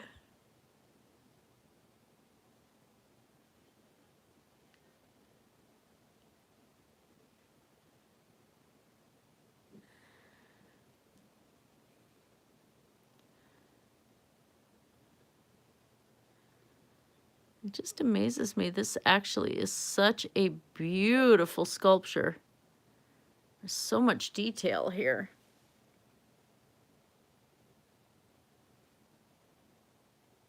A radical hysterectomy, they take the ovaries, they take everything. Every reproductive organ is gone.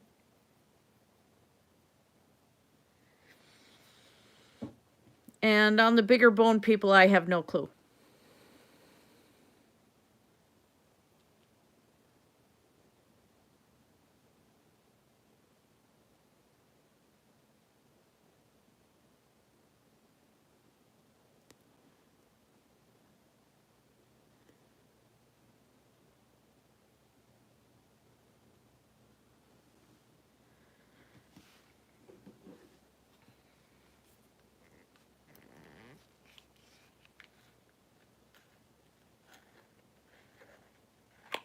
Oh, I got plenty of time yet. Good.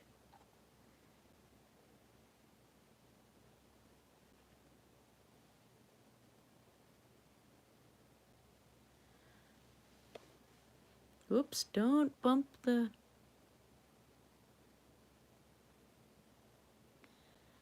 Goes the metallic.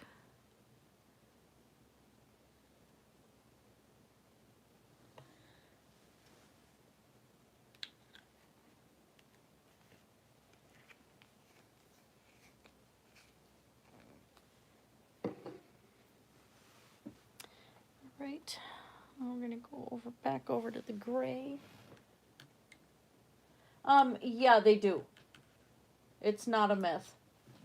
That's true with animals, that's true with humans. We are, biologically, we are an animal.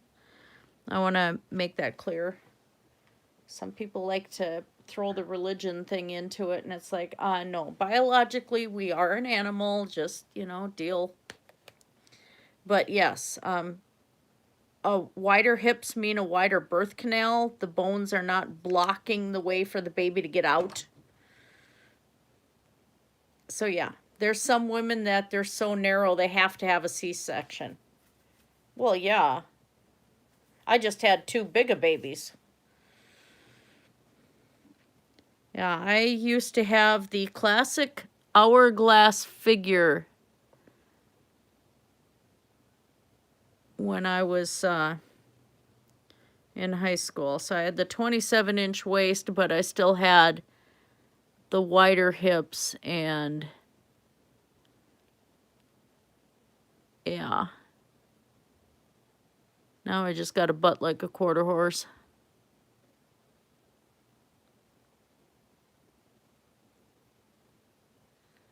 Did warn you, you're going to have a farm girl in chat here. And I'm not too shy about answering questions like that. Just a fact of life. You see pictures of me, you see it, it's so, can't really deny it. Not my happiest thing, but it is a thing. Okay, we're going to go back in with the white. Trying to at least layer where I can get shadowing on the eyeball.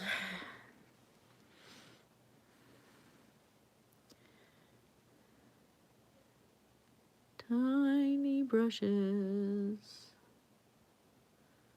Tiny, tiny, tiny brushes. I wonder if I should have trimmed down one brush to one hair. This one's got a lovely tip on it, though.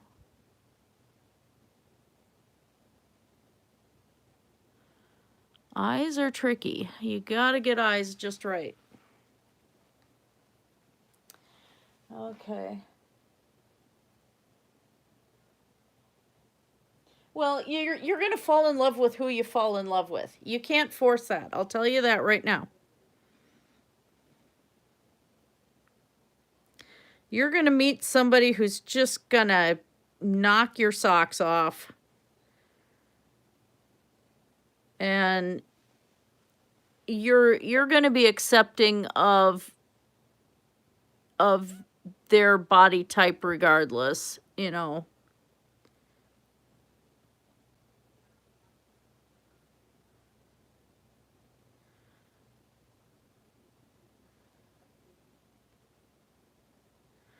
You don't try to force love. You don't try to force relationships.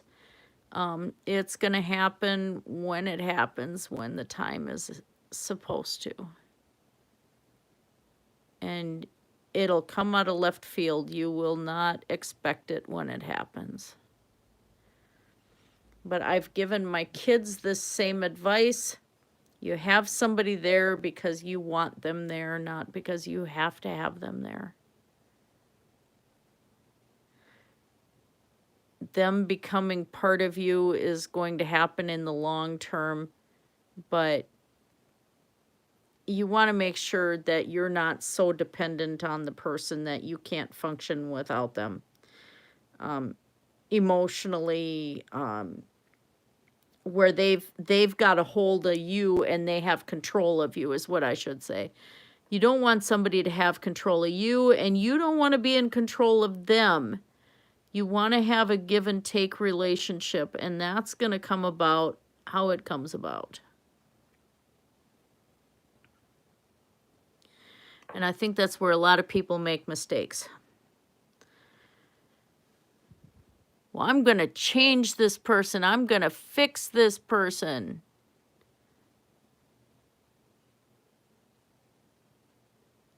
And that's not reality.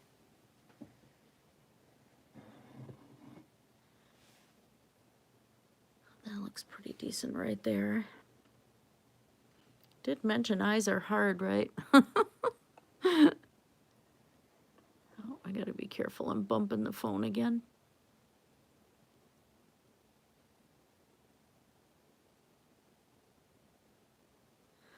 Okay.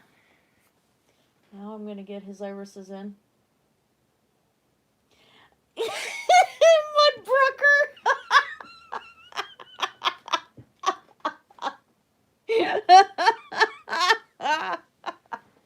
I wouldn't say that's a give and take relationship, no.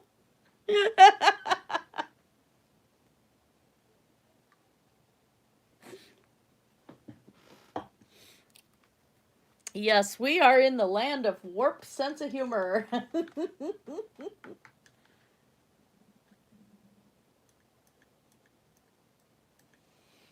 Yeah.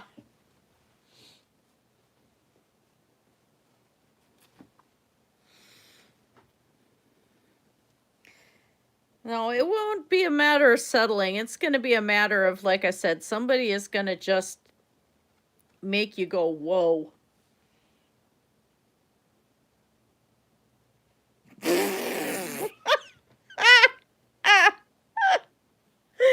Oh, boy. Oh, my goodness.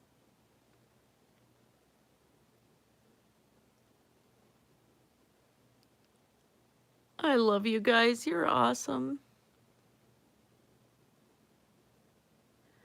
Oh boy, this is hard.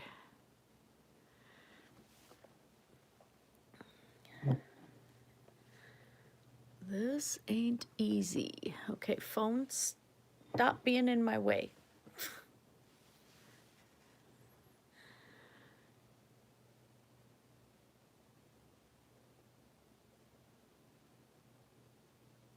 He's drunk Santa Claus. He's drunk Santa Claus. He got stuck on my roof.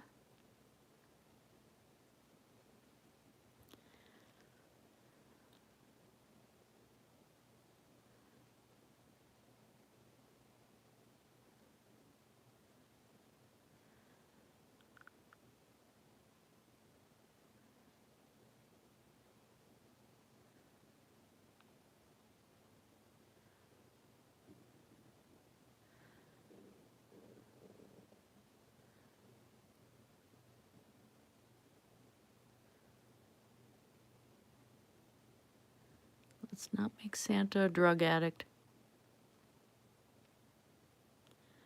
But they do have to be dilated just a little bit so that it doesn't look creepy. All right, now, as irises say, he has had a head injury. Let's fix that. Gotta pull away from there a minute.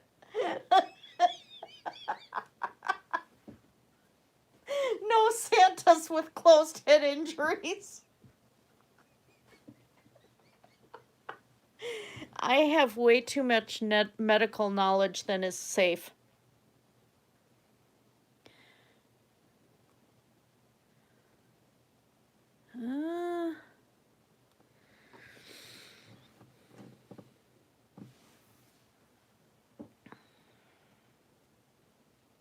It's actually not too bad. Throw a teeny bit more black on there. Then we're going to go back in with the white.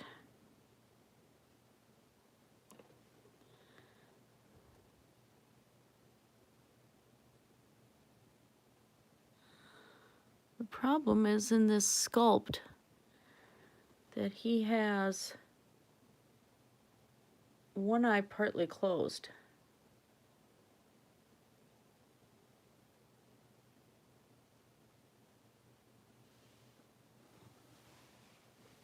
Okay.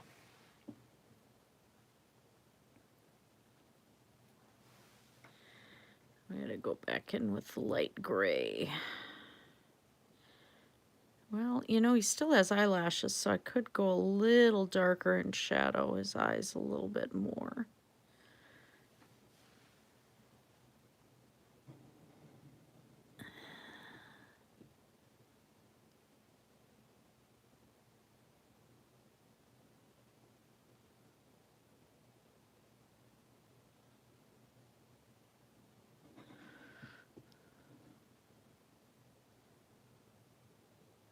I'm pretty much down to using 2 hairs on the tip of this brush.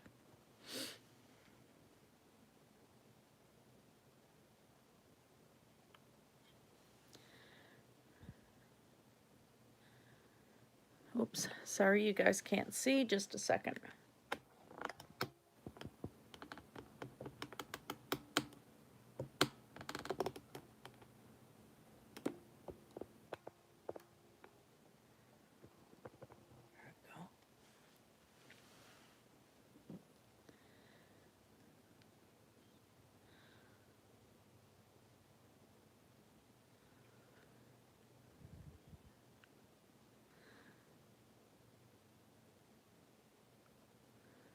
Boy, they were pretty spot on with this sculpture because there's actually an inset edge on his eyelids. Without 3D printing and stuff, this is so unbelievably spot on.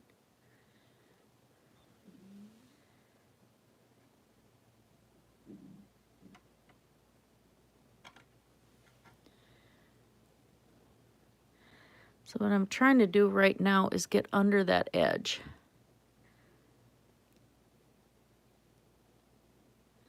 As much as I can.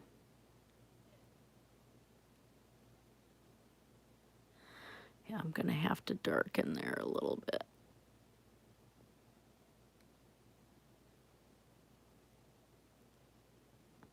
Eyes take a lot of work just drawing them. This is taking it a step beyond. Okay.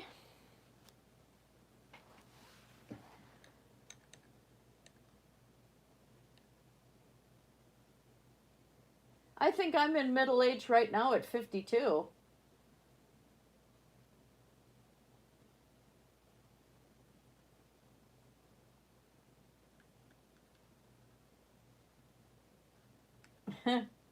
Well, Megan Remedy is gorgeous, so, you know.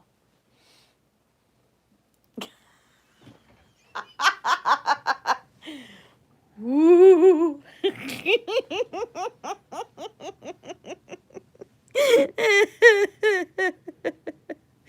All right, I gotta gotta start delving into the skin colors. Oh, I'm dreading this. I am dreading the skin color part. Oh, dear Lord. Just a drop right now. Come on. Come on. I'll put it there. So I have peach acrylic paint. This one here.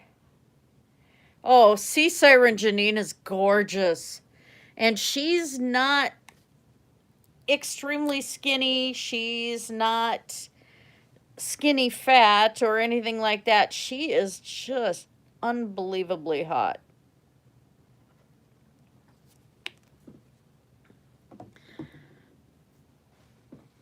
I'm not into the whole carnivore thing, but oh my gosh. And the fact that I think she's only had like 2 videos where she's shown her face. So it's like all you ever see is cleavage and her belly. And it's like, oh my God, she's got a figure. Me jealous. But she's super duper hot.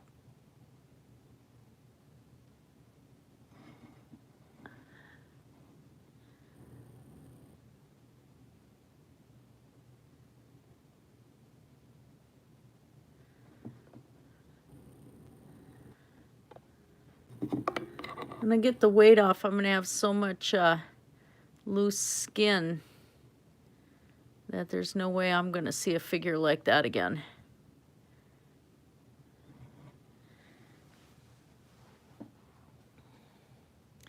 All right, we're going to go back into the white.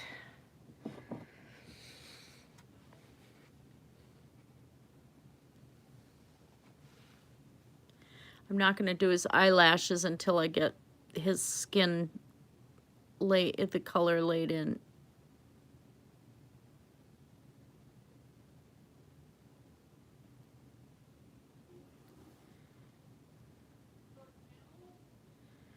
Cats are meowing at hubby. Yeah, I want to be down to 140. I think that'll be a good weight for me. I physically felt my best at 140 pounds. So I was technically skinny fat at 140 pounds. I mean, I'm only 5 foot tall, so, but I felt physically my best ever at that weight.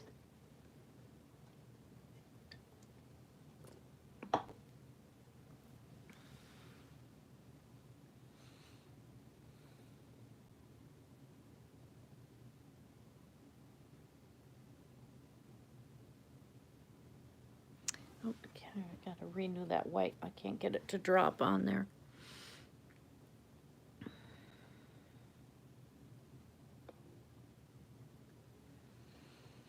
Eye surgery.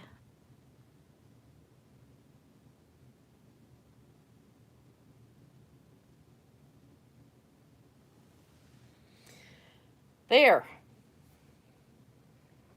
Santa can see you now. That was disturbing. It's still considered obese, but I mean, you can have bodybuilders who have like no fat pretty much, and because of their height to weight ratio, their BMI, they're still considered obese. And I had some serious muscle. Because of the work I was doing, I looked like I was one of those female bodybuilders.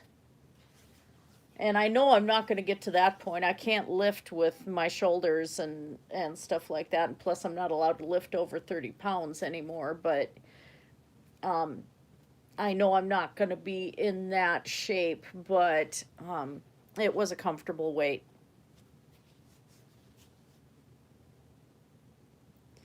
Like, technically, the mountain from Game of Thrones is considered obese.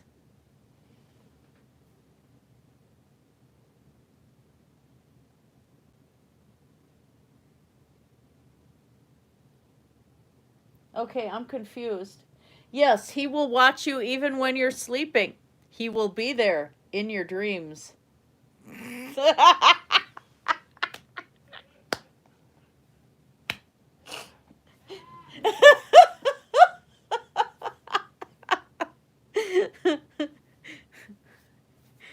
He sees you when you're sleeping. He creeps when you're awake.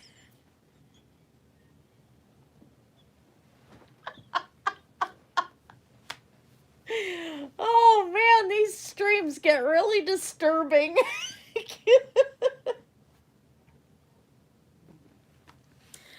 All right, next phase.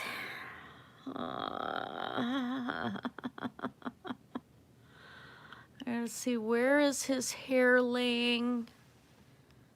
And where is his skin?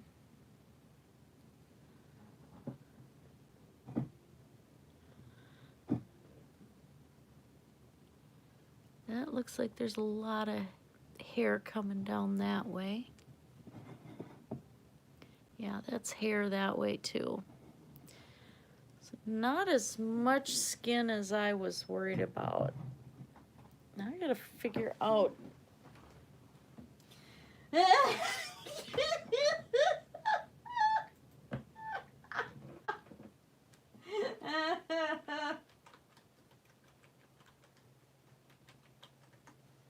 Oh dear. Oh my gosh. He does have a scary stare going there. At least it's not cross-eyed. Okay, so people are kind of doing okay.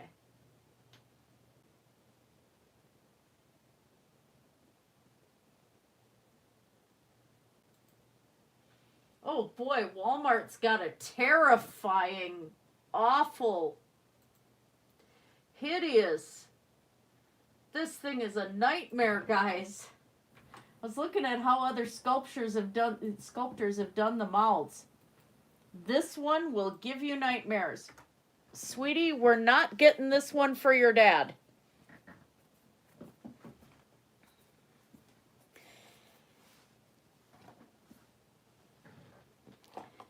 That's the Santa of nightmares.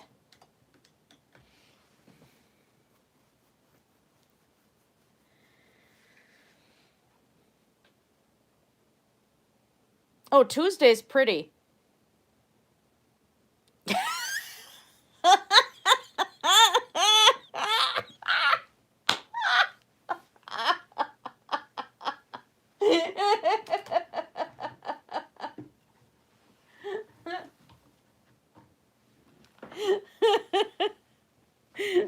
White Walker Santa, wait a minute, let's get Daenerys.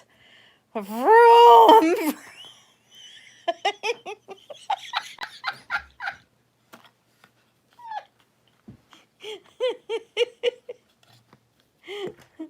Drogon. The stream cut out? There's no sound. What the heck?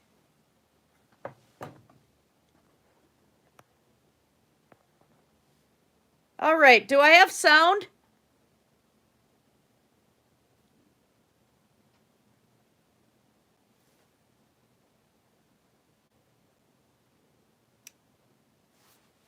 Let me test here. Set to download or anything. Let me test here. Okay, I've got sound here.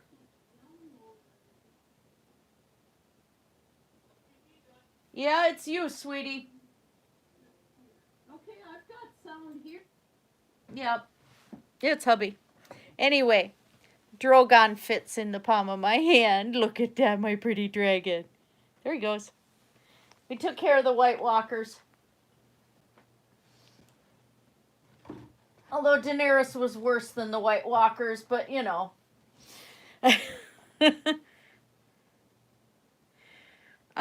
Because size 2 models are a walking mannequin.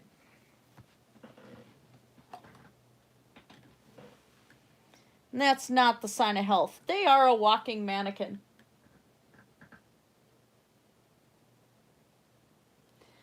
Oh, that's creepy. That's really creepy.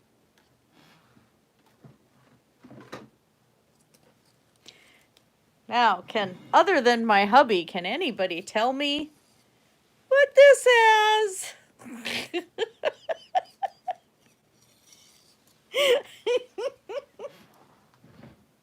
Having way too much fun in the stream tonight. Feathers playing with toys. Oh, one more. One more for the insane cuteness.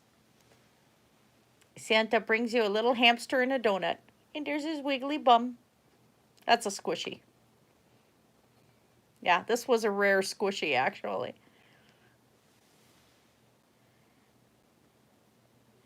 Yeah, I like to see women have some meat on their bones.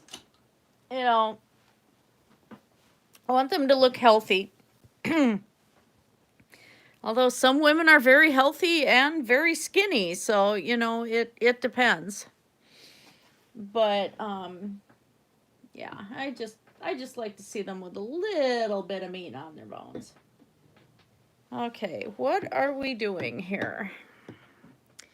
I have the tan, I have a little bit of pink.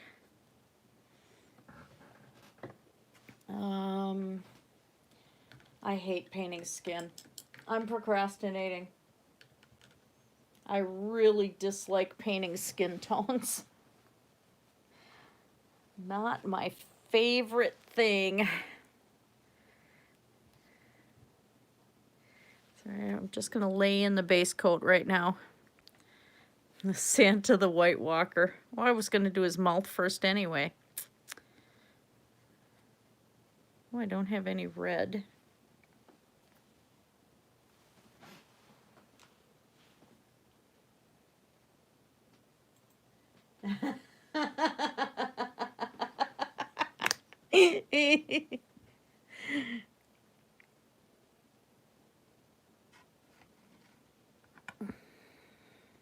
Oh, crap. Got way too much red and nowhere to use it. Okay. Palette knife. I'm not wasting my paint dog on it.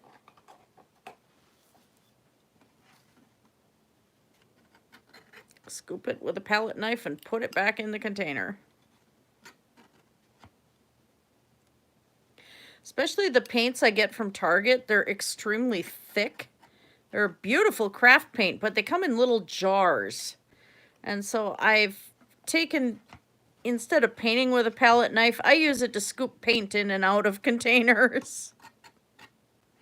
I've actually never used a palette knife for painting. I've used my fingers. Really kind of funny when I use my fingers painting on people's skin.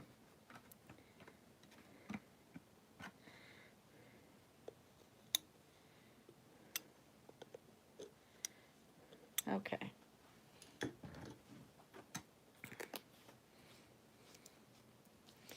A lot of paint came out. Was not going to waste that.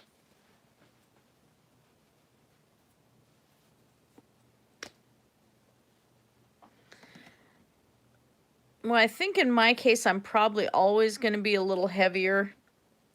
Then I got 3 tons of the skin color out. I surrender. I just surrender.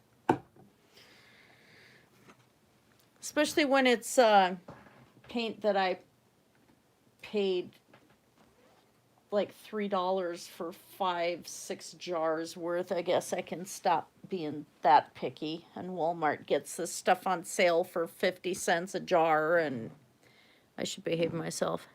I just noticed Santa has a chipped nose. Oh, Santa got into a bar fight.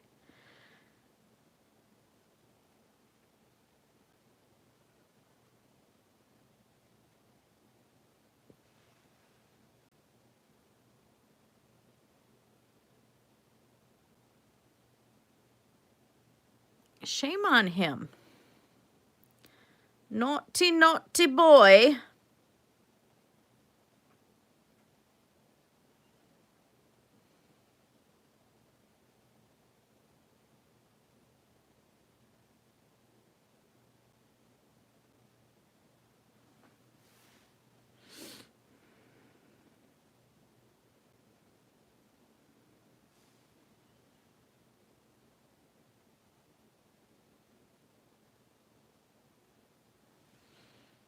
Okay, that should actually be good enough in there. I don't know how...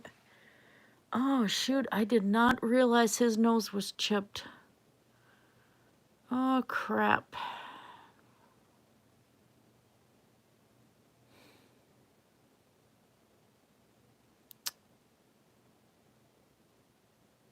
I might have to work on the white on his suit. I'm going to go grab the epoxy sculpt. I have to sculpt that in. All right, be right back.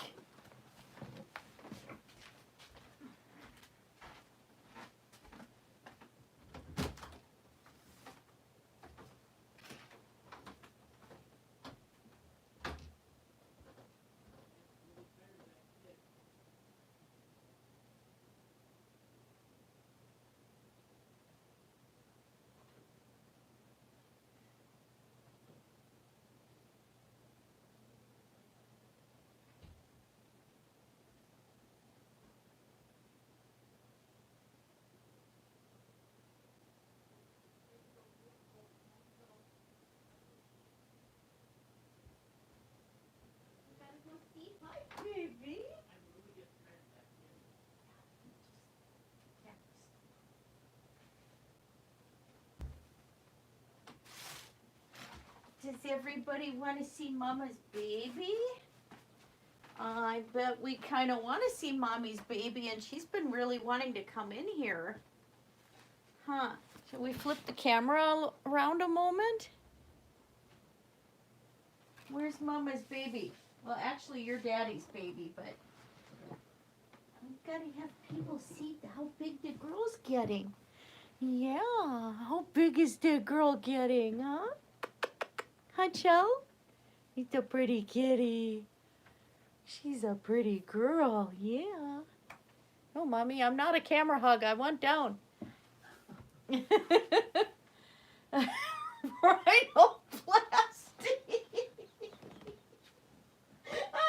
Mudbrooker.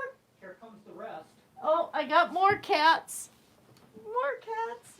Where are they? Hi, Wreath. Meow. Come here, Wreath. Meow. Why is your tail so flunky? What's going on? Here comes Balam. Oh, there's Balam. Oh, there's Thomas Wreath. Come up on camera. Oh, such a big, handsome guy. Yeah, look at that. That's a Halloween cat. Yeah, such a big, handsome guy. Uh-huh. Somebody's found the toys to play with. Huh. Yeah. Balam, mushy, mushy. Balam. Well, fine, don't come when I call. Balam. Balam. Yeah, you found a tag to play with. Have at it, you guys. Well, there was two of them. All right. So, I keep this in the fridge. I'm hoping. You can't have my cats. I think Thomas would be very, very upset because I'm his mom. He is extremely demanding. I cannot go to the bathroom without Thomas being right there, wanting to sit on my lap on the toilet. Every time. Every day. Yeah, it's a thing. Okay, epoxy sculpt. Keep the fingerprints out. That and this can, it's a resin or it's an epoxy, so it can actually damage your skin.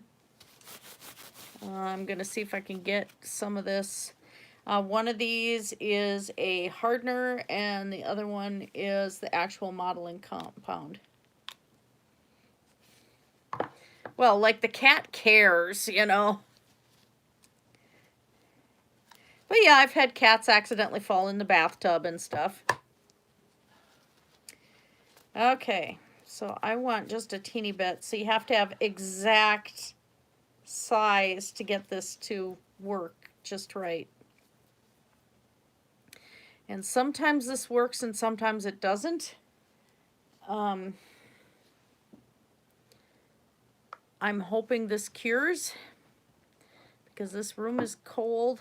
I'm probably going to have to bring Santa out into the main room tonight. I just don't know where to put him where there's not going to be cats.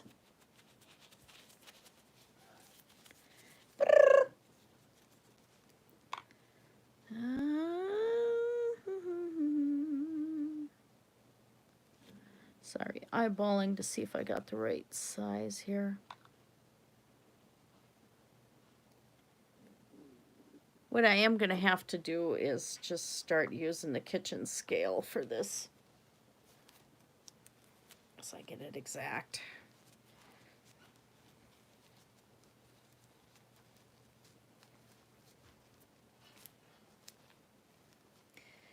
This takes a couple days to cure, but it can be sanded, it can be drilled, if it cures.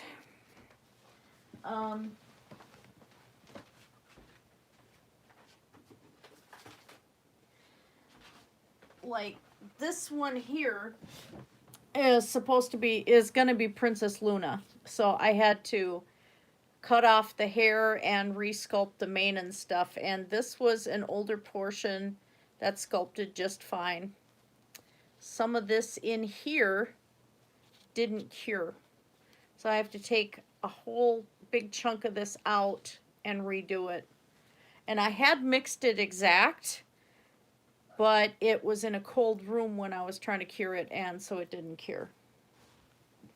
So that was a lot of work too. But my plans are to, Princess Luna's got the stars in her tail and in her mane and stuff, so all of this is going to be the mane, and then painted in multiple layers, and then I'm going to add sequin stars in here, and then resin over top of it as the plan. But right now it requires some reworking. Oops. Yeah. Yay, winter. Winter's so much fun. Makes the whole house cold. You okay, sweetie? Yeah. Cold's really affecting him with the MS. It's MS does not like cold.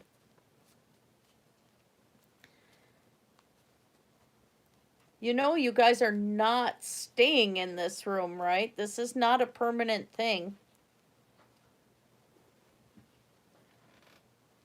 And the hard part is this used to be the room that their cat pen was in.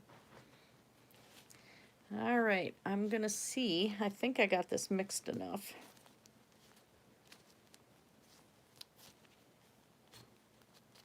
It just works up like a clay. It's plenty warm now.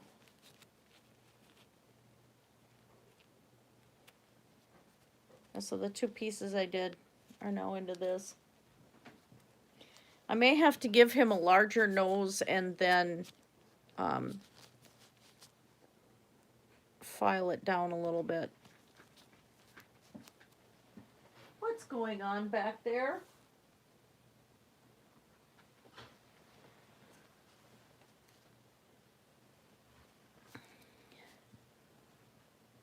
Oh, we're trying to play under the rug on the floor. Well, this, I may have to take that glove off because I can't feel what I'm doing. All right. Yeah, I have to.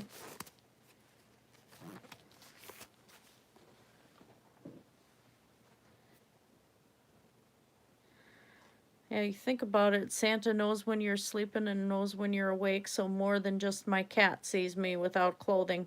Santa sees everybody in the nude. Oh, nice. Whoa, stop bumping the camera. Oh, come on.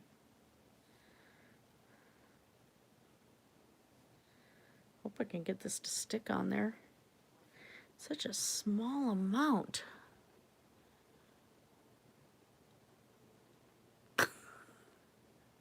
I can't even begin. This is funny. This is just way too funny. I've never given Santa a rhinoplasty before.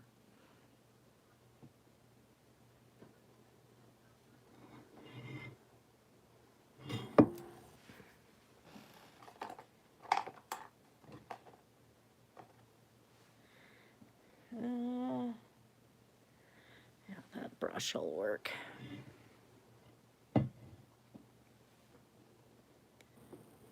Nope, that brush is not going to work. Oh, I'm bad at learning foreign languages too. I have to learn them with music because my brain functions with music. Nope, not that one. What have I got for a tool here?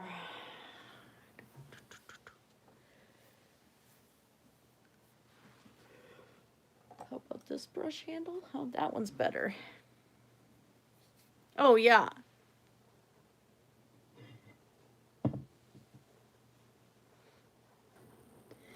In some languages, it's just funny. Like German, if you want a simple word, it's going to be like 4 times as long. Like the word bat in English is Fledermaus in German.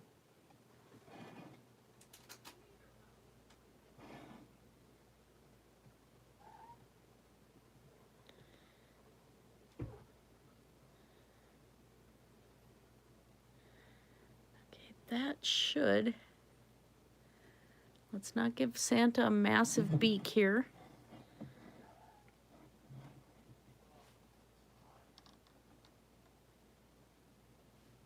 Oh, that actually looks pretty good.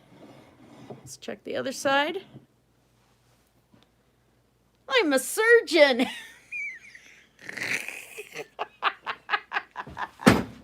All right. You can't use the easel.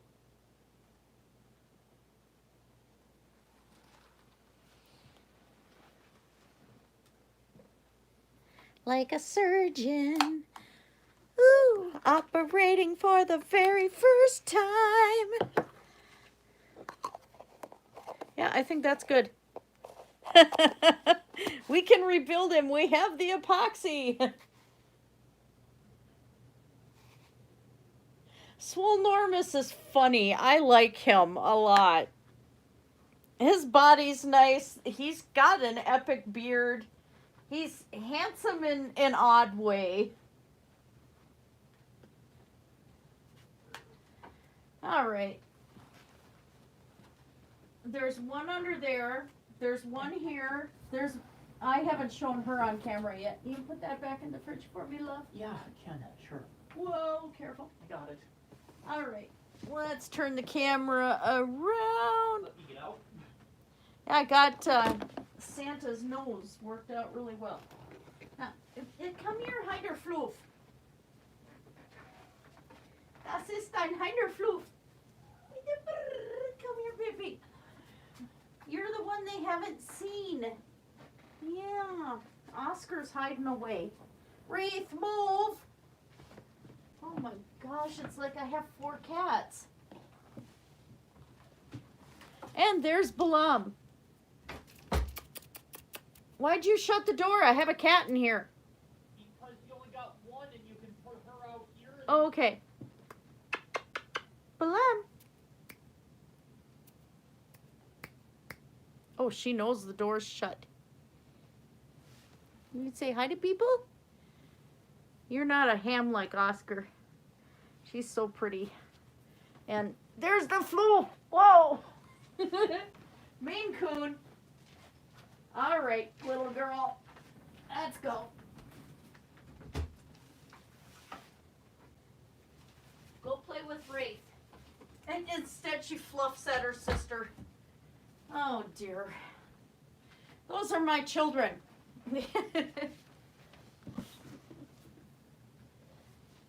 Ow, ow. Obese to Beast is cute. Alan Roberts, he's actually pretty handsome. I mean, there's a reason those guys are influencers the way they are.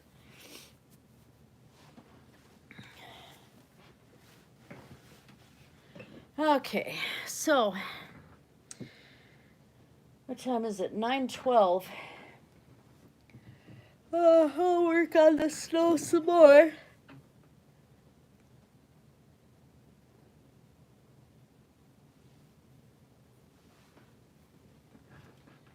Once read that depending on the tense, a phrase along the lines of the Afrikaner's pet kangaroo escaped his steel cage becomes a single compound word in German about a half a page long.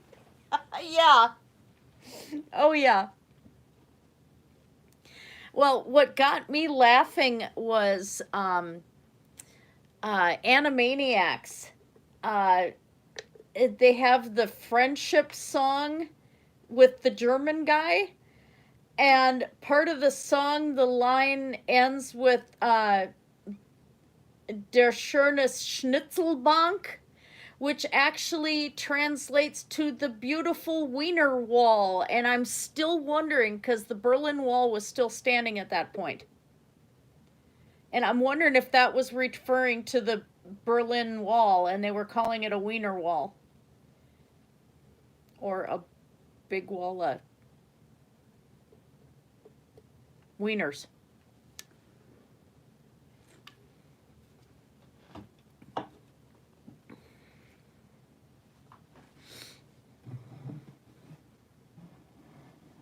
So you say Wiener Wall and it ends up being Schnitzelbank. It was like one of those weird things. I was listening to it after years and it's like, wait a minute. What are they saying? Because I understand more German than I speak. It's because I really haven't had the opportunity to talk with very many people, so I've forgotten a lot. But there's a lot that I understand, and so when I first heard that, I had to go back and actually go to the translator and go, wait a minute, what am I listening to? And yeah, it's a Wiener Wall.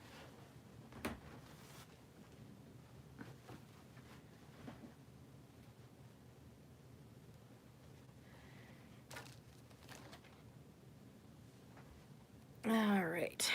Well, I didn't get to do skin, so I wasted a bunch of paint.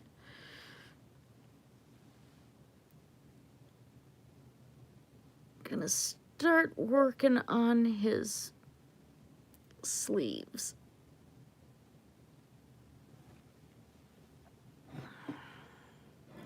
At least accomplish some of that.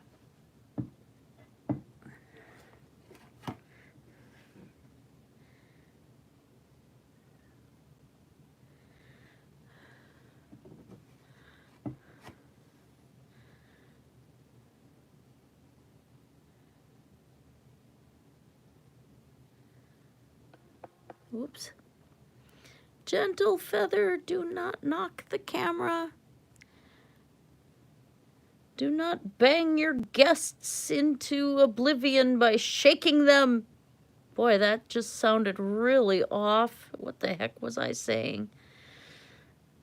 Oh dear. I can tell I'm tired. I'm just slightly punchy. Ow, doggone it. Stop that. Stop.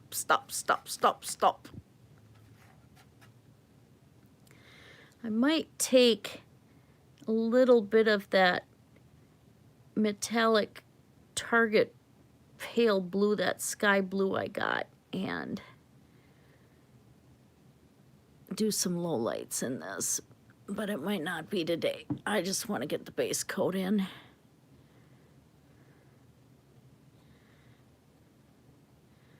Clean up where I accidentally got some red, and I have to be very careful not to go over top of the red.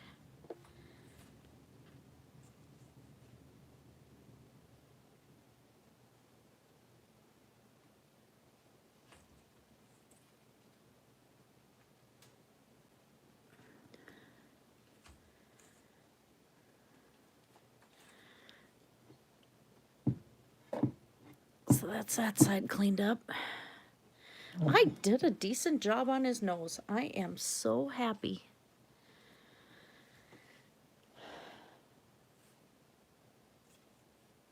Oh, I hope you're kidding. That is entirely possible. Try to get them to shoot beer out their noses. Or Jaeger or whatever else they happen to be drinking.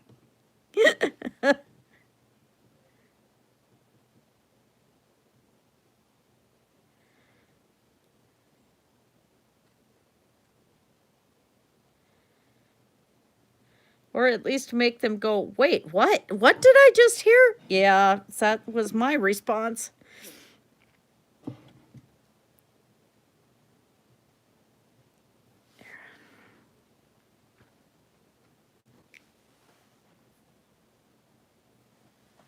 Let's see.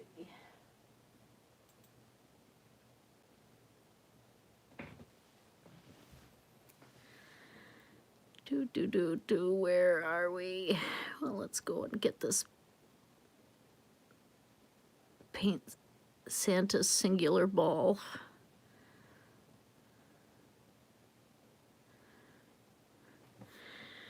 I need to stop. I just need to stop because this is going to my father-in-law. And if I keep with these innuendos, I'm going to be so weirded out every time I see my father-in-law that I don't know.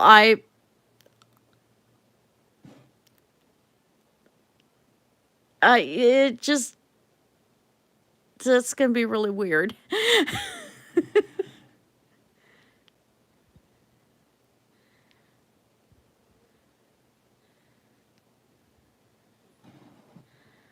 Okay, that's good.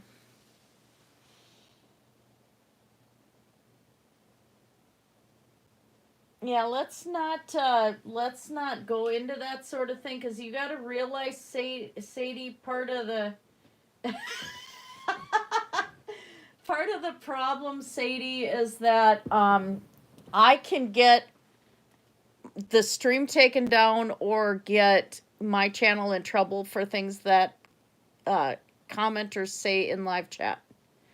YouTube is really, really getting nasty with that sort of thing. So we kind of have to be careful on stuff like that.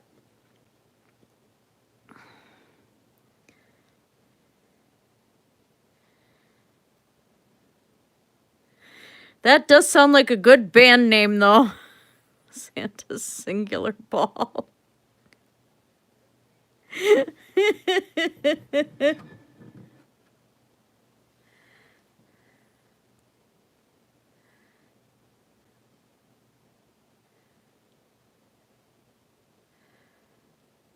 Okay, I think this is really tough.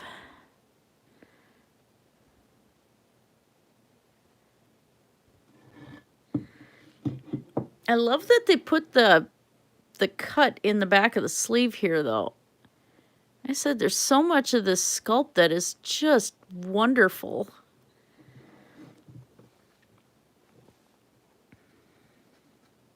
Whoever initially created the sculpt they made the mold from did such a beautiful job.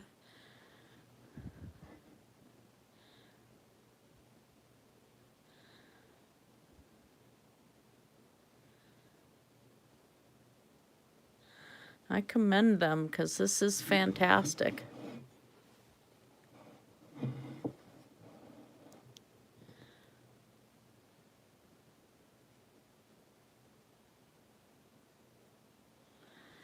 Okay. I think I got that area. What time is it? Because it is kind of a violent thing that actually happens, and YouTube can get a little sensitive about that sort of thing. So, yeah, we won't go there because there are people in those real situations, and yeah.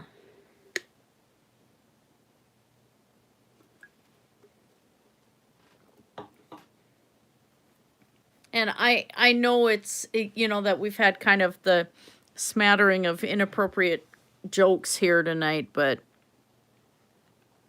that one could be taken really, really bad.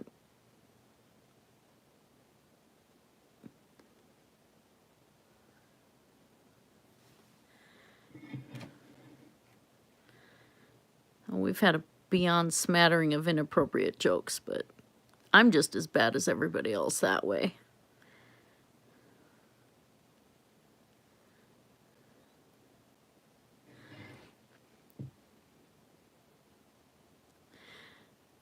That's also part of why we're not getting too past innuendo, because you were a teenager, Sadie, and I could get in trouble, so we're just going to be careful with those things as much as we can.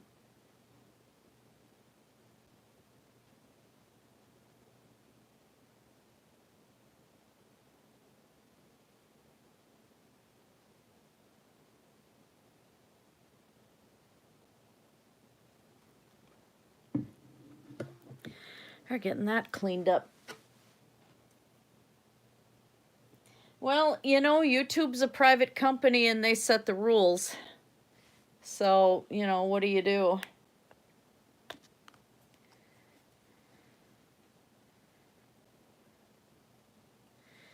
And while this video is not for children under 13, or this stream isn't, I still try to be fairly family friendly too, and that sort of topic isn't exactly family friendly.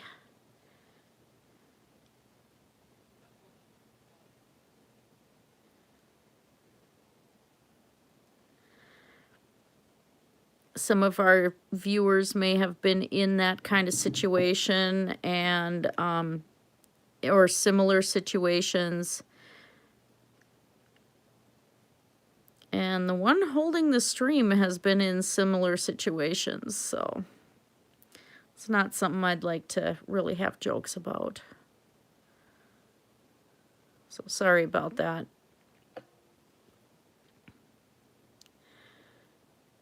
Hubby and I are extremely like-minded, which is why we get along so well. But he knows my thoughts better than anybody.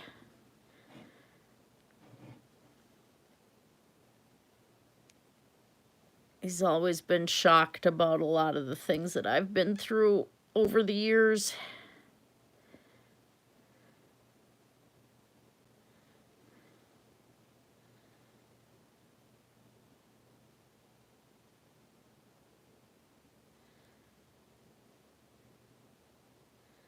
And I don't want to head into Unision territory as far as some of the content Unision would have on was really bad. And jokes like that. And I don't want to go there. I think I'm getting the red covered up.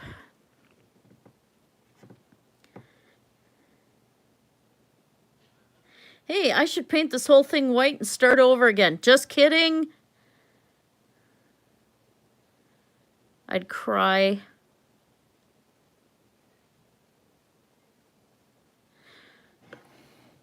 Hubby, no finding a second copy of this statue and replacing it on my desk while I'm gone.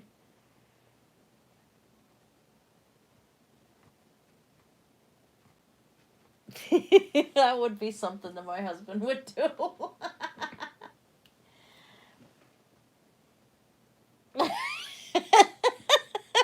Caught him.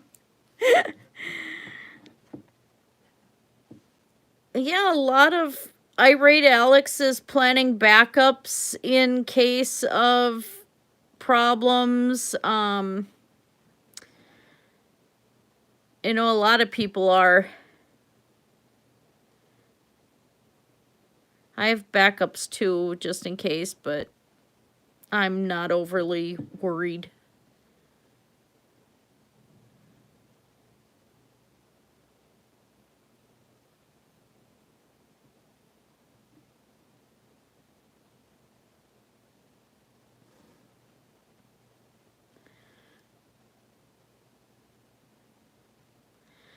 The problem is Daphne wants to be able to talk about what she wants to talk about, and YouTube isn't the platform for that anymore, unfortunately. And a lot of what she talks about could be considered bullying to the right people.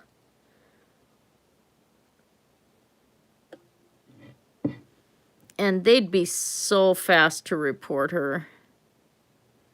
It's like this whole mess with that Aga in America and Sea Siren Janine right now. And Aga going through and reporting a bunch of channels that are reporting on her about her kids and her disordered eating and stuff. And so, yeah.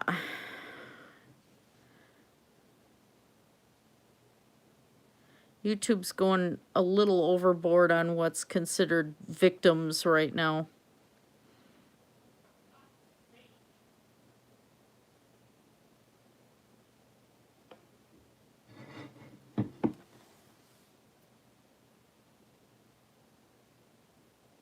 Oh, yeah, no, you're not replacing them with 50% bigger every other day. I'm not going to paint that many Santas.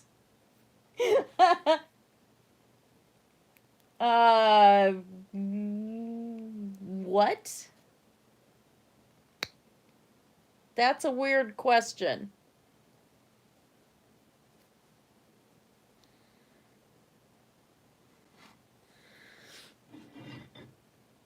Yep, just don't sneeze and look at somebody when you do it, you know. People are a little oversensitive with things.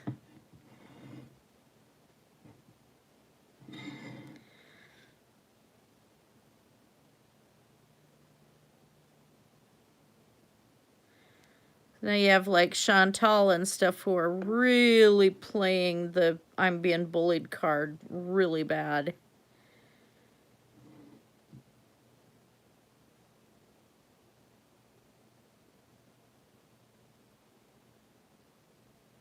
And I think what it was is that it was too long of a time that YouTube wasn't very solid on what rules and what they considered acceptable and not.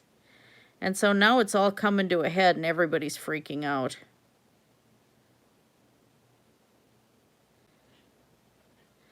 And we have too many people thinking, okay, this is free speech. Free speech applies. No, not on a private company. And a private platform.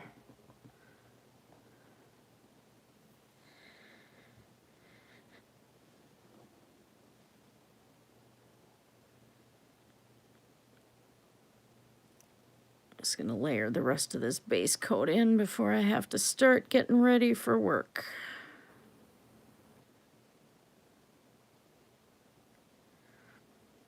Things I never thought I'd accomplish on the live stream is giving Santa a rhinoplasty.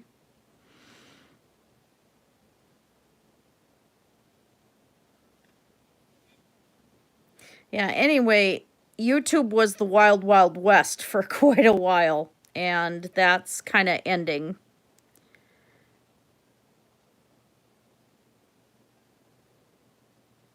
So people are losing their minds. And I think the ones that, like the mukbangers and stuff like that, are taking advantage of it. Yeah, that's because I think YouTube is financially in trouble.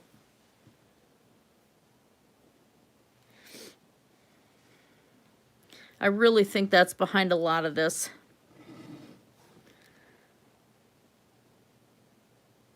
They're going to lose their advertiser base, and they don't want to. They can't afford to. You know, it hurts their bottom line, and that's the part that's important. It's not our bottom line, it's YouTube's. They don't have to pay us. We don't have to get ads. We don't have to make money off of the ads. They can put the ads there if they want, regardless, and not give us any compensation for it. They're not obligated to compensate us for anything. And in the beginning, they didn't.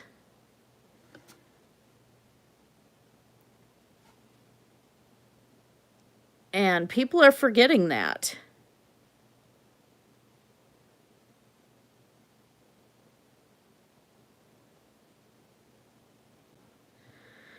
All right, there we go. That's good for the moment. We'll let his rhinoplasty set in.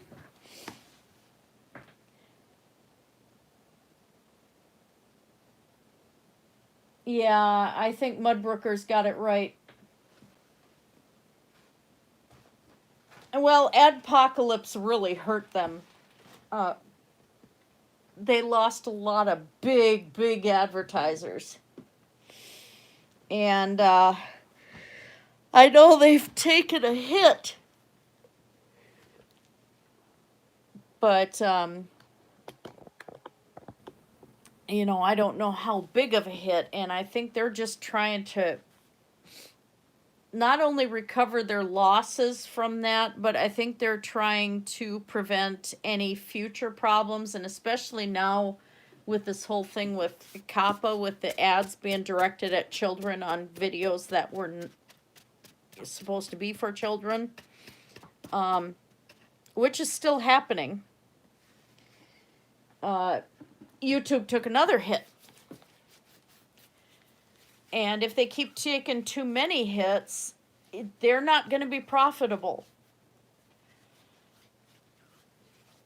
And Google could easily just shut them like that if they become that much of a financial drain for Google. And so they're trying to lay down the laws to make sure that no more money is hemorrhaging out. And so that's laying down the laws on us creators. And they're treating it, you know, as it's a privilege for us to be able to use this platform, which they don't have to have us use this platform. They could go regular network TV, you know. I used to be on MySpace. All it is ads and influencers and the Kardashians and all of this stuff. There's nothing. MySpace used to be kind of like a mix of YouTube and Facebook, and you had forums you could go to, you could talk to people, you could design your pages and all that. I hadn't been on MySpace for like about 6 years. I came back and I'm like, whoa, what's this? It completely changed. There was no personal anything left. Personal pages were gone. All of it was gone. YouTube could go that route. And I think they're trying right now because the content creators are what made the success of YouTube in the first place. And they don't want to totally eliminate that because that's going to hurt their reputation as well. But we have to wait and see what happens. And they, you know, they may decide eventually to get rid of content creators and just go with the big paid guns, you know, like NBC and Fox and all of that. It's happened to other platforms. I don't know about LiveJournal. I haven't even checked LiveJournal. I don't know if it's still around. But yeah, there's been other platforms like that. And I think BitChute is going to have its problems too. Their platform's very clunky. And they have a lot of conspiracy people and everything on there. And, you know, they're just kind of starting out. And it might end up with them having trouble in the future.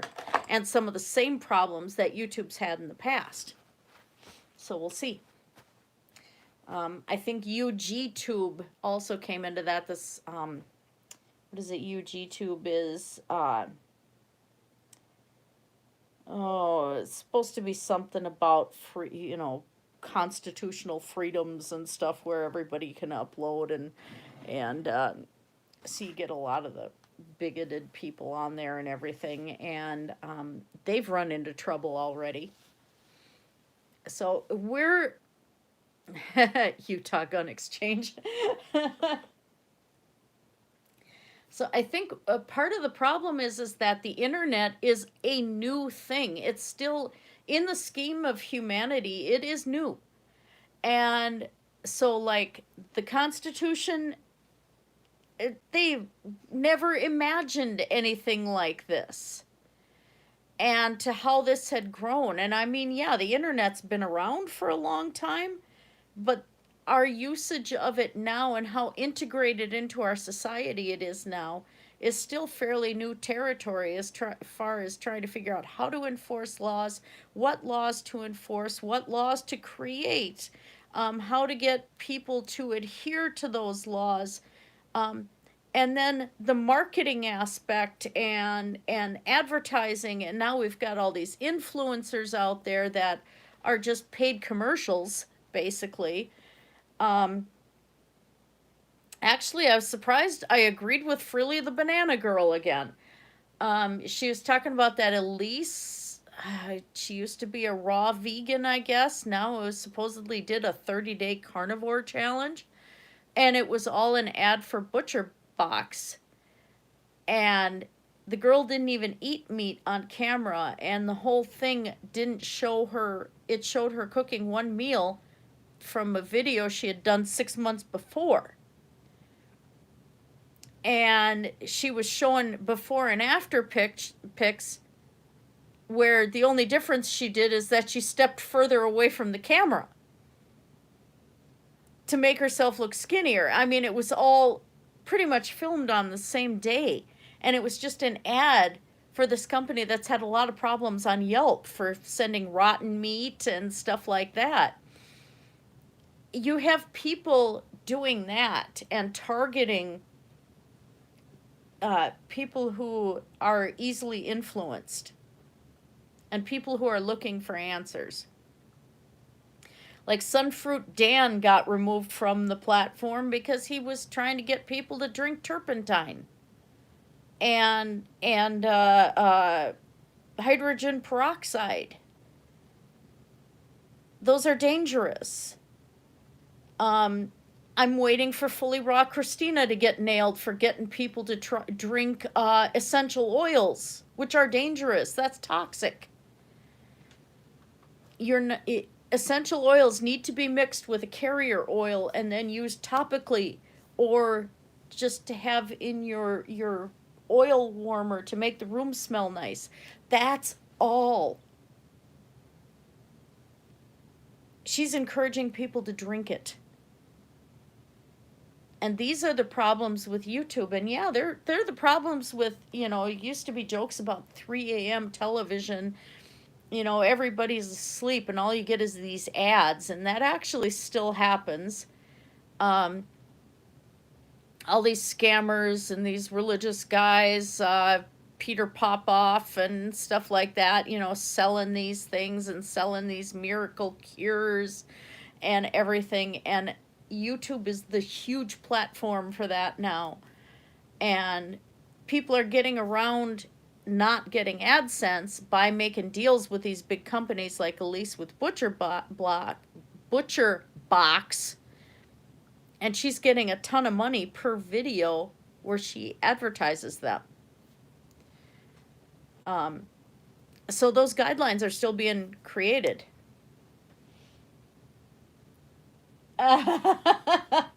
Oh, Utah Gun Exchange is actually YouTube? Oh, I didn't know that. I'd be a corporate shill for, like, art resin. I'd be a corporate shill for that. That is a good product. Guys from Art Resin, I could use a sponsor.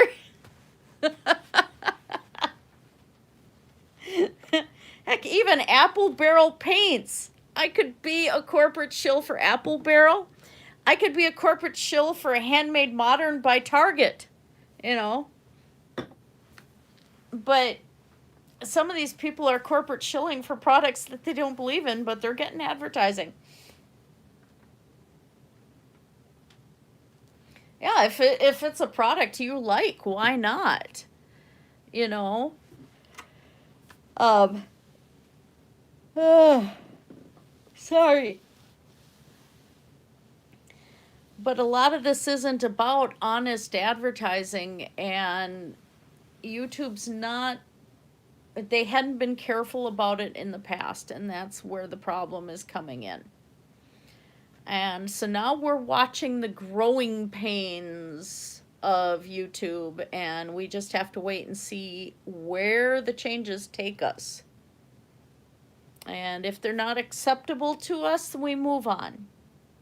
And YouTube will get a new influx of new people that come in and decide, hey, these guys left, now's my turn. I'm going to try to make money on this platform.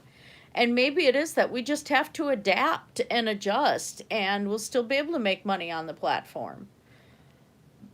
But I wouldn't count it as a sole income. These people that are able to make, like Drunken Peasants, where they're making, you know, $40,000 a month, that ain't going to happen anymore. They're putting an end to that. And I think in part because YouTube's been wanting more and more of the income maintained to themselves from the ads. With my channel's case, it started out a few years back that if you had 100 subscribers, you could get AdSense. So I was getting ad revenue. Well, then they changed the policy to 1,000 subscribers and 10,000 hours of watch time or something like that on your videos.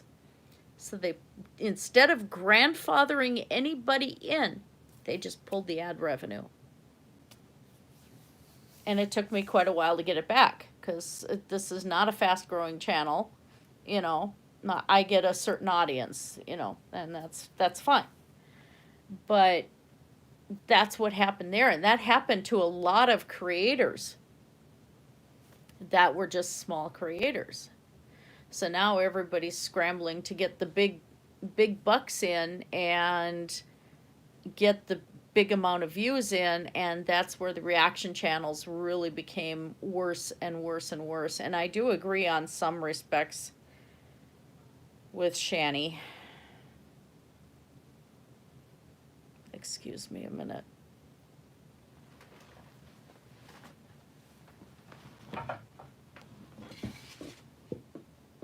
Okay, I feel better now. Anyway, some of those reaction channels don't have content other than responding to somebody else's video or the things that they say, and making fun of it. And that is huge business in itself. And the mukbangers, all they pretty much do is sit there and eat on camera and eat huge amounts. And that is content to some people. But it's not good content. And so I think eventually, you know, now YouTube's going after reaction channels and trying to lay down the law with reaction channels. I think the next thing that might get hit is when they really take a look at the disordered eating that goes on camera.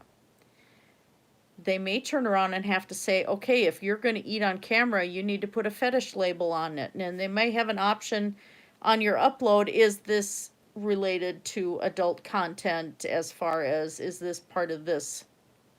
Is this pertaining to fetish? Yes or no? And I think that might end up where it heads next, because they're going to try to stay as family friendly as possible. So we just wait and see. But anyway, I have to go get ready for work. Get some nutrition in my stomach. And wake up and tie up my hair, because I can't have this in medical equipment. I have to go, Sadie. I have to make an income and be able to pay the bills. and take care of kids who need me. That's what I'm there for. Had some sick ones this week, so it's like, yeah, I gotta do what I gotta do. And next week I will not be streaming unless I can get all the Christmas stuff out of the way. I'm gonna see where I go. I'm hoping maybe we can do something on New Year's Eve, but we'll see. It depends on how far hubby and I get with Eve, because we have some stuff that we're gonna do in Eve Online. I might even stream part of that, but it won't be overly exciting because my characters are new, so I'm not super skilled at doing things like Marquis Dragon does or anything, but we'll see where that goes. I have to work on Santa off camera once his rhinoplasty sets in, once he recovers from his surgery. I still can't believe that. But keep in mind that Santa watches you when you are sleeping and knows when you're awake and creeps outside your window like Burger King. Anyway, you guys have a wonderful night. Blessed be everybody.